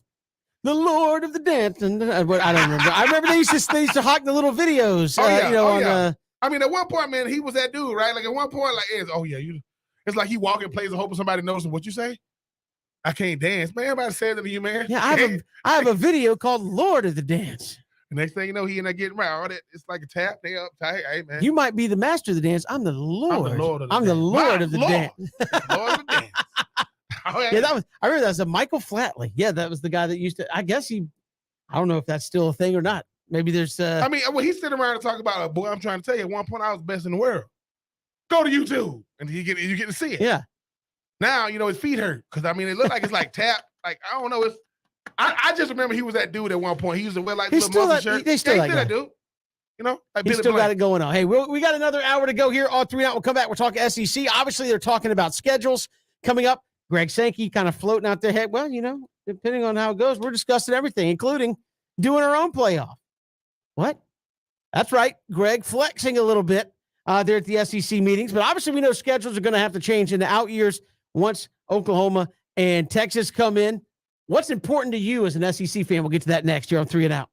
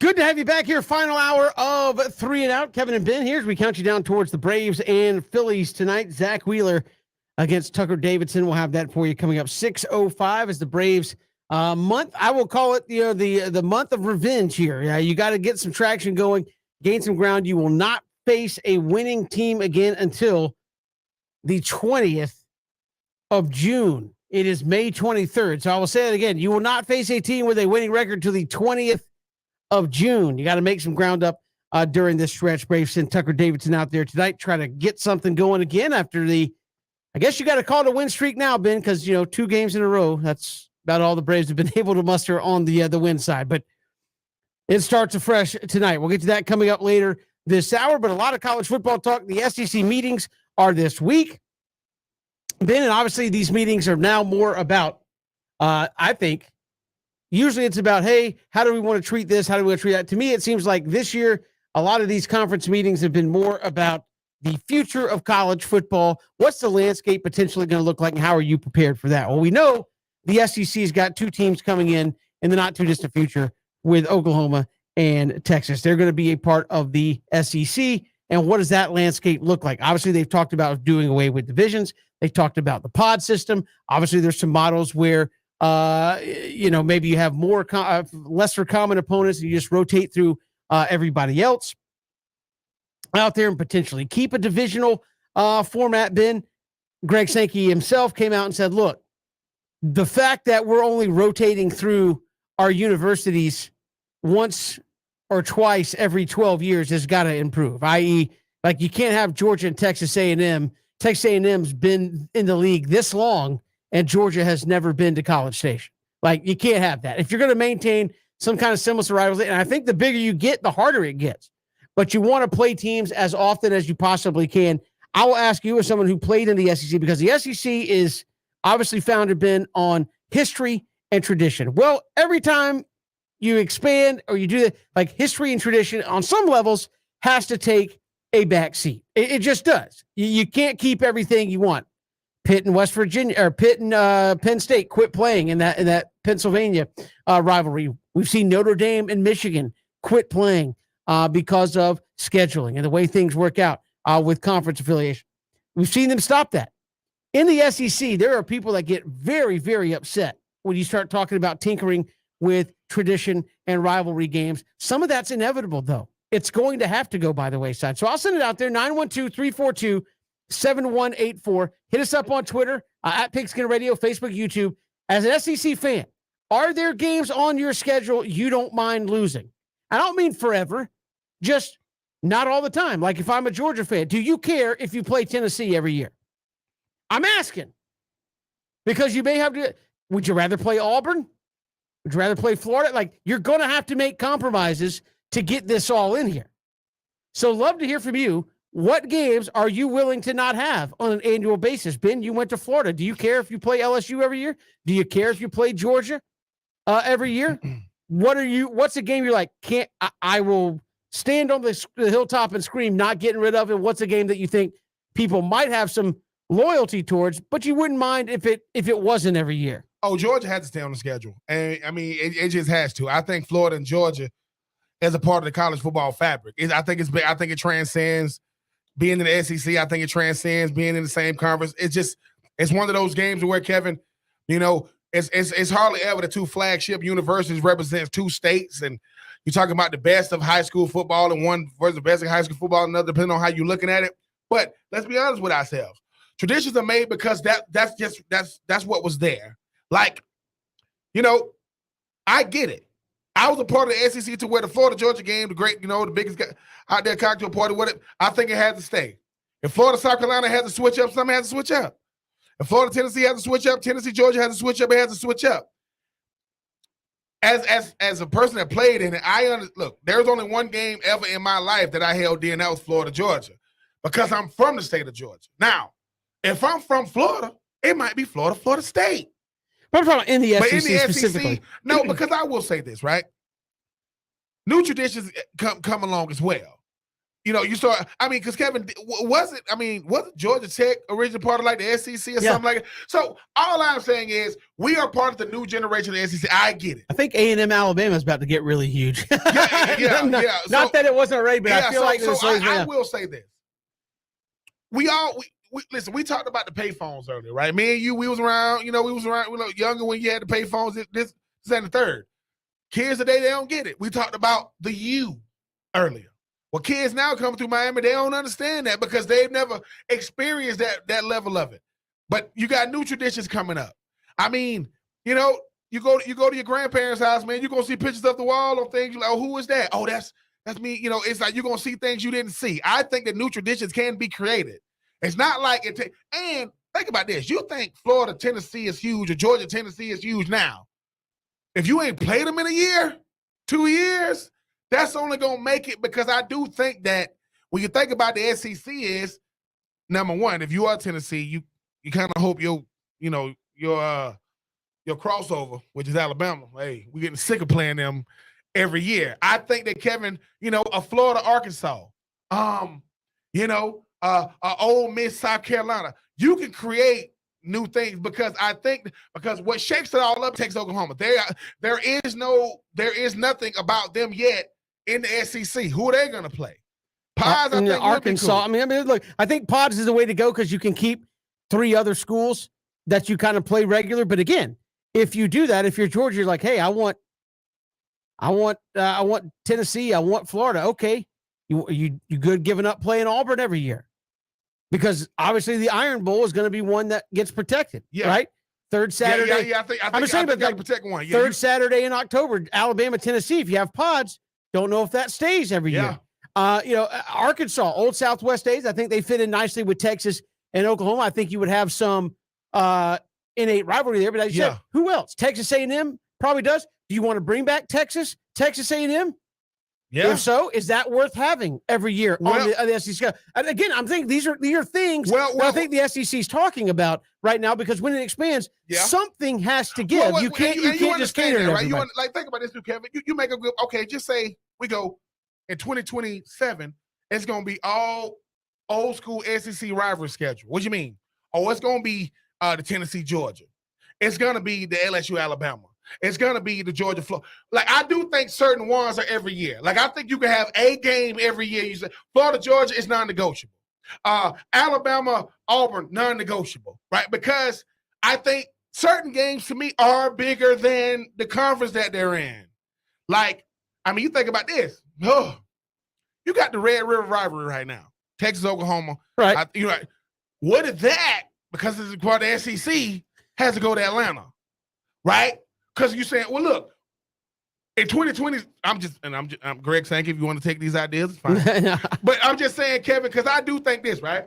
Tennessee, Oklahoma do shake it up, right? But new rivalries, you hope that new rivalries come out of this thing. But my point is, and what Greg Sankey was alluding to is, like, in order to keep those rivalries fresh, you can't lock Georgia into 4 and 5 teams. They're like, oh, well, they just got to play them. I agree with Otherwise, that. you can't rotate around the conference. So, I mean, like, to me, if you're part of the SEC, you got to be a part of the SEC. Like Georgia, Texas A&M, to me, it's like that doesn't feel like an SEC game, not in football, because they never play. Yeah. And so I think that's what Greg Sankey's trying to get to is like, look, once every 12 years you go into an opponent's home field, that ain't going to get it done. Yeah. Right? I mean, that's a whole generation of fans that grows up. It's like, Georgia's never come to College Station. Like, whatever. They're on the other side. We just never played them. So I think in order to do that, I think pods might be the way to go, but it's still smaller 4-team pods. You can't just say, well, we're locked in to play that pod. There you go. You're already halfway done with your schedule. That's 7 games. Yeah. And there's 2 other pods with 1 game out there. So just do the math. If you keep it that way, that's 8 years to get to everybody else in one time. 16 years to get to, Texas to come to Athens. Yeah. You can't have that. If you're Greg Sankey, you say, can't have Texas go to Athens once every 16 years. Yeah. How do you, they're not like, so if you're going to rotate around more, that means something's got to give. I'd love to hear from you SEC fans. 912-342-7184, 912-342-7184. Also, you can hit us up on Twitter at Pigskin Radio. What game are you willing to let go by the wayside? If I'm Georgia, I think Georgia-Florida, as you said, been non-negotiable. I think Georgia-Auburn gets close. But I don't think I don't know if you're going to be able to do it. I mean, not unless Auburn jumps in your pod. Georgia. Listen, Georgia, South Carolina is close. But I mean, Florida, LSU is close. But I think there's things when you look at it and say, in order to make it guaranteed, you'd have to pot it out. Yeah, yes. Alabama, Auburn is going to happen. Yes. So does that mean Georgia, Auburn doesn't happen every year? Probably can. But I will say this: when you start talking about the pod system, I said, listen, man, every other year we should be playing each other. But like every other, it's ridiculous the fact that Notre Dame plays Georgia more often than Texas A&M does. But that's ridiculous. So I think that when you think about it, look, the goal is for all of us to play each other. We got built-in games. We got one surefire built-in every year. Everybody gets one, right? But what happens is everybody should be playing each other because number one, now by doing that, you're saying, look, all SEC games. If I got Arkansas, Florida, if I got LSU, Texas A&M, right? That's prime time with. I'm not saying they're not big games. I'm just saying when I look at the SEC, if I'm Greg Sankey and we pod this thing out, what games can you not live without? Can't not have the Iron Bowl. Nope. Can't not have Georgia, Florida. Nope. Probably once it expands, can't not have Oklahoma, Texas. Okay, so all those teams will probably be in a pod where they have to play each other. What goes by the wayside after that? I mean, is the Egg Bowl? Obviously, I think they pod that out, but that's my point. I think it is. So when you pod these things out and you put these things out, you have to look at it and say, is the battle for the Golden Boot, is that a necessary evil? Is Arkansas, LSU, does that have to happen?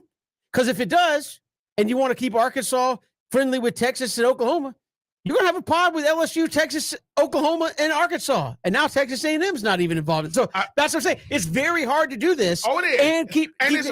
Listen, it's supposed to be hard to do. Let's just go ahead and put it out there. If you're going to go rogue, and it's just going to be us, it shouldn't matter, right? Like it should, but it shouldn't. While we say there's no way we could possibly do this, no, of course we can. Of course. Well, I'm saying, but I just got to note, somebody said, look, if you're Georgia, you got to play Florida and Auburn every year. Okay. Well, if you go to a pod type system, you put Georgia and Florida and Auburn, now you've put the Iron Bowl in peril unless you throw Alabama in there. They're not going to do that. No. So if you're not in the constant rotation and Greg Sankey said, we have got to rotate through these schools faster. Yes. Then you put the Iron Bowl in jeopardy, and that's not going to happen. How many years should it take for every team in the SEC to have played each other at least once? That's what we're really talking about. Yeah, I would think in a 4-year cycle, with 16 teams, I as an SEC student athlete or a fan should say, in 4 years, I'm not saying they got to come to my place, but in 4 years, I want to play everybody in the conference. Boom. Every recruiting class that comes through will play every team in the conference at least one time. I think that's doable. Because now, ain't no way that's happening. When you got so many, when you got a East and a West side that has right now 7 teams, soon to be 8 teams. There's no way you can do it. But if you start saying, look, and the whole thing about it is everybody should play each other. And when you really think about it, it makes no sense that everybody doesn't play each other. It's the SEC, isn't it? Hold on. I'm trying to think who I didn't play at my time. I think I played everybody. I played Ole Miss my last 2 years. Obviously, a lot less teams. I played Mississippi State. No. I never played Alabama. So my time in Florida, I never played Alabama. Played Auburn 3 times. No. 1, 2, 3, 4. Played Auburn 4 times. So I do agree with the fact that you have to make sure that everybody plays each other, because the new thing is it's the SEC or not, or SEC or nothing. Because everybody should have now. If you're a Vanderbilt, you don't want pods, you don't want East West, you don't want none of it. But unfortunately, you're gonna have to be in a pod. So I do think, Kevin. I think the pod is what's probably going to be the most likely thing. But the point I'm trying to make is SEC fans is you're going to have to look at it and say there's going to be a team that you're just not going to play every year. And I get it. If you're Georgia, Georgia's kind of in the middle. You got rivalries with South Carolina, with Tennessee, with Auburn, with Florida. That ain't going to work in a 16-team SEC. It's going to be some disappointments. And so, if it's me, If it's me and I'm Georgia, the hill I'm dying on is Florida. Would you like to have Auburn? Yep, may not be possible. Would you like to have Tennessee? Yep, may not be possible. And now, does that mean you just quit playing them? No, but you just may not be able to play them every year. It's too big, too much going on in the conference. And again, to me, I think that's the interesting case study here when you're talking about how and what model you go to. Would you dare do a ninth conference game? I mean, if you're, well, we'll get to what Greg Sankey also was talking about, but I mean, I know the SEC doesn't want to do a ninth conference game because they like being able to keep the out-of-state rivalries. Let's say it for what it is. They like to keep the cupcake on the schedule so they can get some dubs out there as well. But there's going to be, there's not a conference out there maybe as dyed in the wool, steeped in tradition and history. And this is how we do things. Like I said, one of the games is called Third Saturday in October. Tennessee, Alabama. It's called Third Saturday in October. Depending on how you set it up, may not be able to keep that. May not be able to do that. So what I'm interested to see what SEC fans are willing to not see have, and don't say, "Oh man, if Vanderbilt, Ole Miss don't play every year." Come on. Let's be real. There are certain games. Arkansas LSU is a good rivalry game inside. May not be able to do it. And I mean, look. And like you said, renewing the Texas. I mean, this thing. You talking about a built-in game? Is Texas Oklahoma going to be a bigger draw than Texas? The Texas A&M Texas. As much animosity as they have built up towards each other, that could be. Very like you said, because of the Texas A&M and Alabama, it's like I do agree that within 4 years, man, everybody done played each other. It shouldn't be this, man. Hey, man, my bucket list 10 years from now is Alabama at Florida again. Sure. It shouldn't be that way. Everybody should play each other because that's giving a more truer barometer of who is the best. Because if they got the pods, it's gonna be whoever got the best two records. Now every game really does matter because it's okay. Like now it doesn't matter. Hey, we lost in the East, we didn't lose in the West, and that sets up for another interesting discussion, which Greg Sankey talked about that they are discussing in Destin this week. We'll get to that next. It's an SEC takeover of the college football world. We'll break it down for you next. Here it's 3 and Out on the Southern Pigskin Radio Network.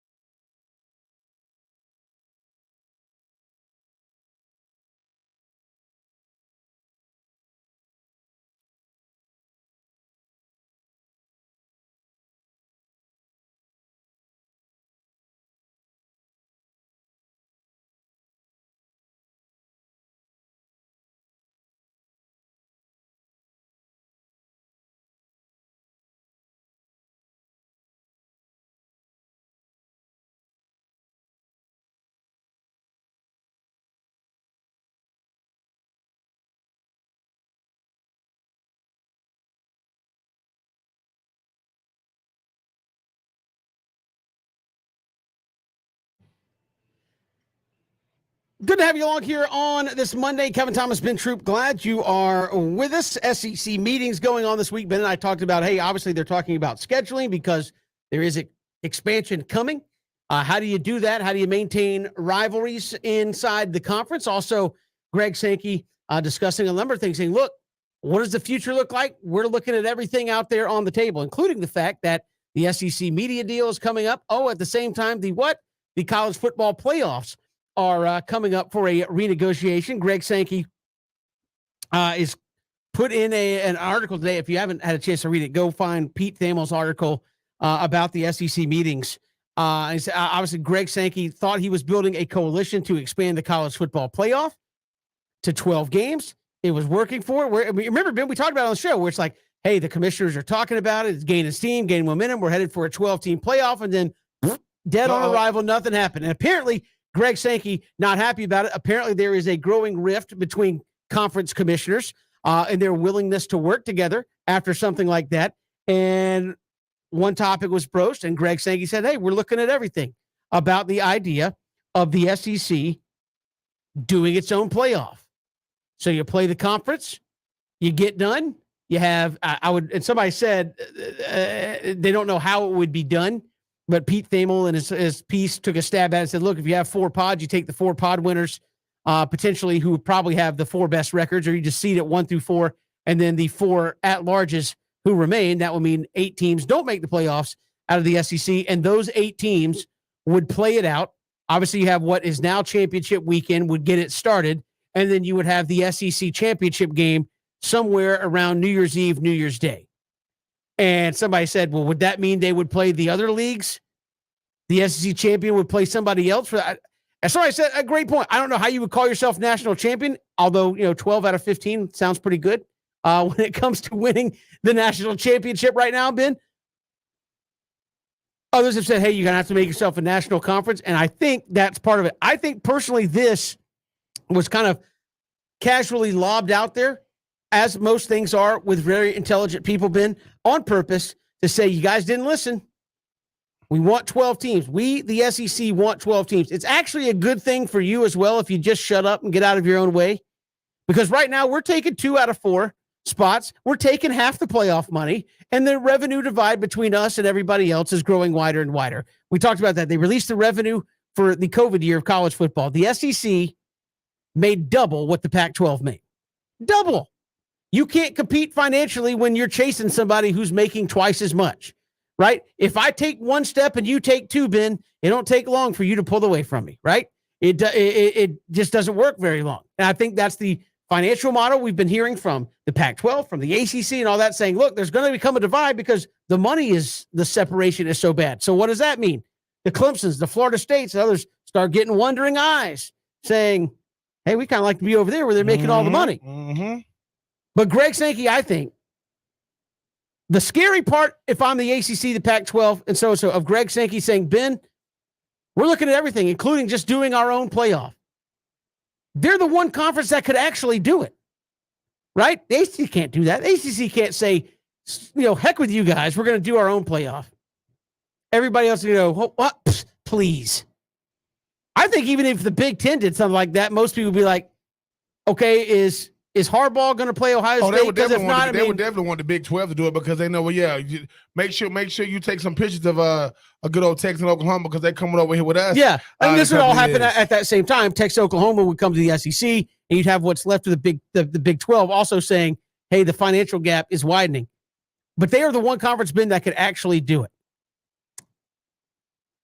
I'd love to hear from SEC fans about this as well. Would you be cool with that?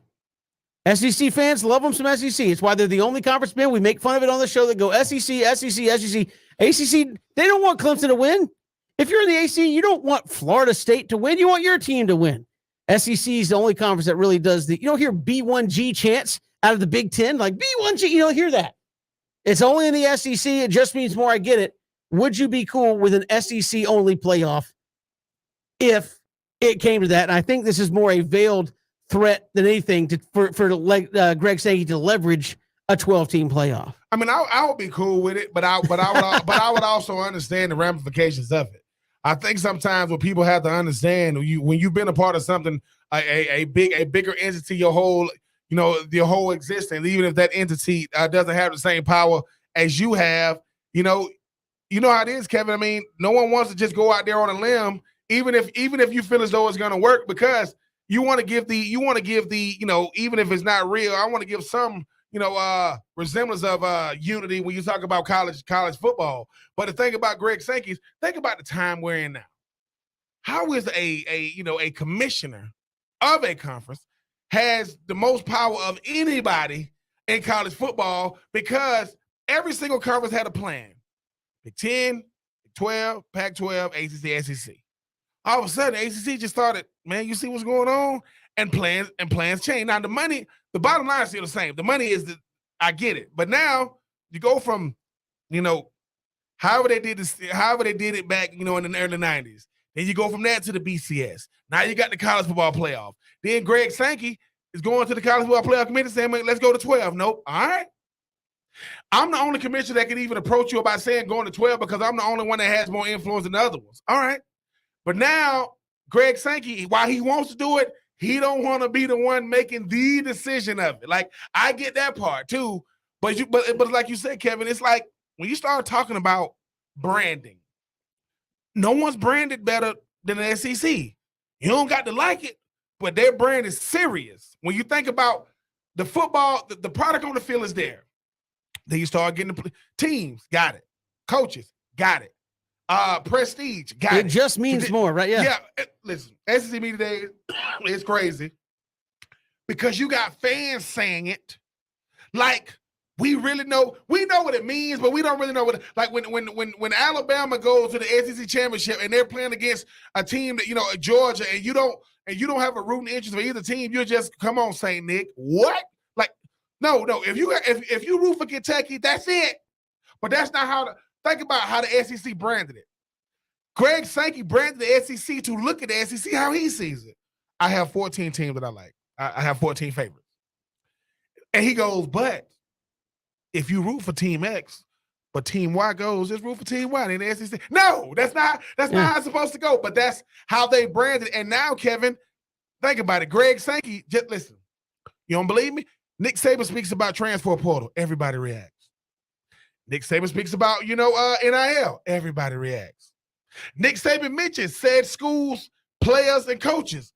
Jackson State, they got a press conference. Texas A&M, press conference. NIL, everybody got to do a press conference. Transfer portal. So he goes, I got the biggest teams, I got the biggest face and the biggest faces and tradition in college football. College football playoffs don't want to rock with me? All right, cool. Come 2025, though. But it's 2023 too, right? I'm sorry, 2022. Got a little time. But Kevin, just like I know, 2023, 2024, because this is the thing. I don't even think it's going to, this is what Greg Sankey saying, all right, in the next 3 years, if any teams other than Ohio State and Clemson win it, I can hear you guys out. They'll say, what if Texas win it? They're coming with us. Well, I mean, that's what, and I think that's why when people say, well, that's a long ways away, it is and it isn't, because things are getting done. Schedules are getting made. Decisions are being made based on new playoff format and media deals. New playoff format and the SEC deal are set to come up about the same time. I believe the same time. So the SEC is going to get a new deal when Texas and Oklahoma come in. They're going to have to renegotiate that. If it's a 4-team playoff, I think Greg Sankey is going to look at that and say, we can make more money just doing it ourselves.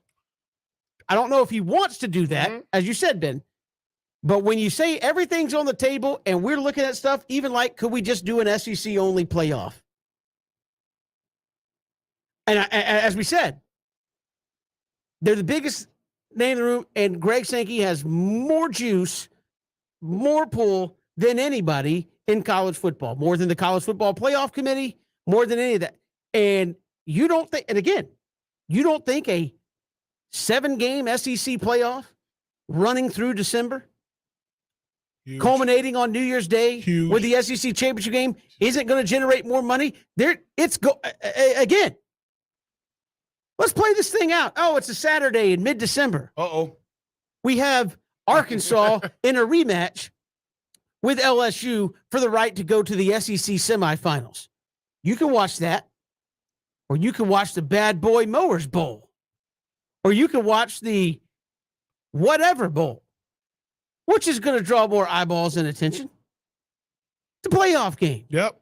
And I think Greg Sankey is saying, look, fellas, and again, I'm not saying that Greg Sankey is altruistic. I don't know him well enough to be like, hey, but Greg Sankey wants a 12-team playoff. Why? Because the SEC could probably get 4 teams in.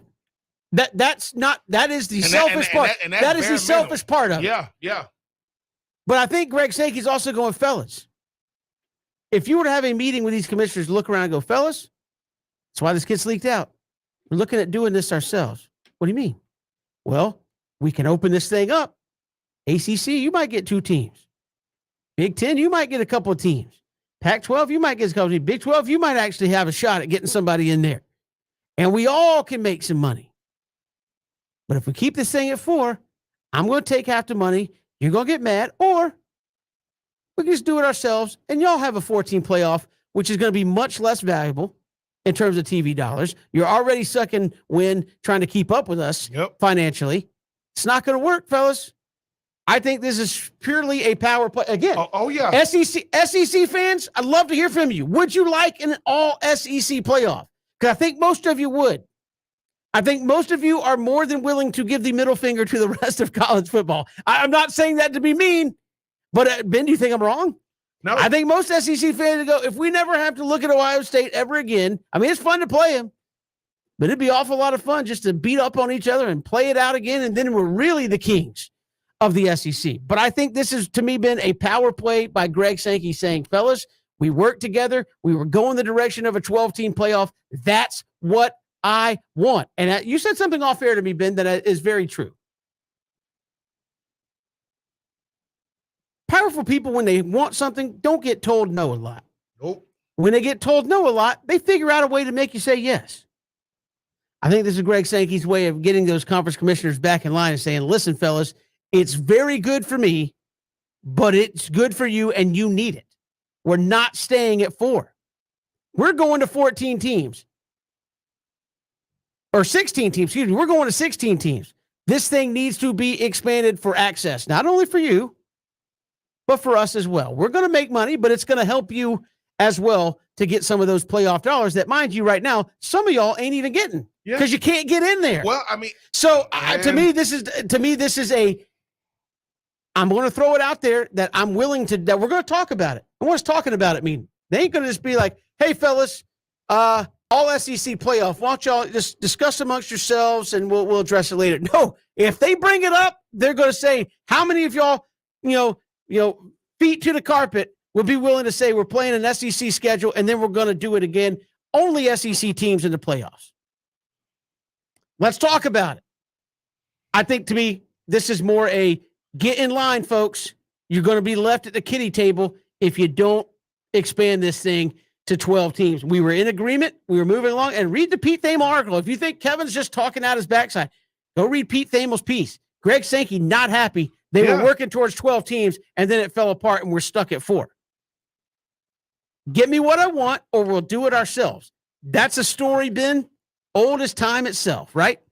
Anybody with money, do what I want, or I'll figure out a way that I'm doing it myself without you, and you're going to get left behind. Pretty much. And I think that's the power play we're seeing here from Greg Sankey. And for those of you saying, well, why is Greg Sankey trying to do this, right?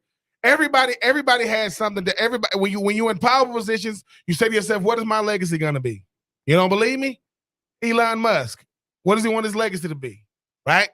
Mark Zuckerberg, what does he want his legacy to be? The Rock, what does he want his legacy to be? And when you start thinking about people with that much power, influence, and money, they start thinking more legacy. So Greg Sankey is saying, it went from, man, you're the most powerful dude in college football. No, I'm not. Now he's actually seeing it. And now he's saying, because Kevin, let's call it what it is.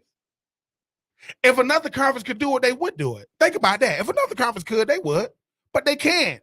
So they're saying, hey, man, let us be. Now, Greg Sankey wanted to be more of a group thing. Because if he changes college football, but it starts with the SEC, right?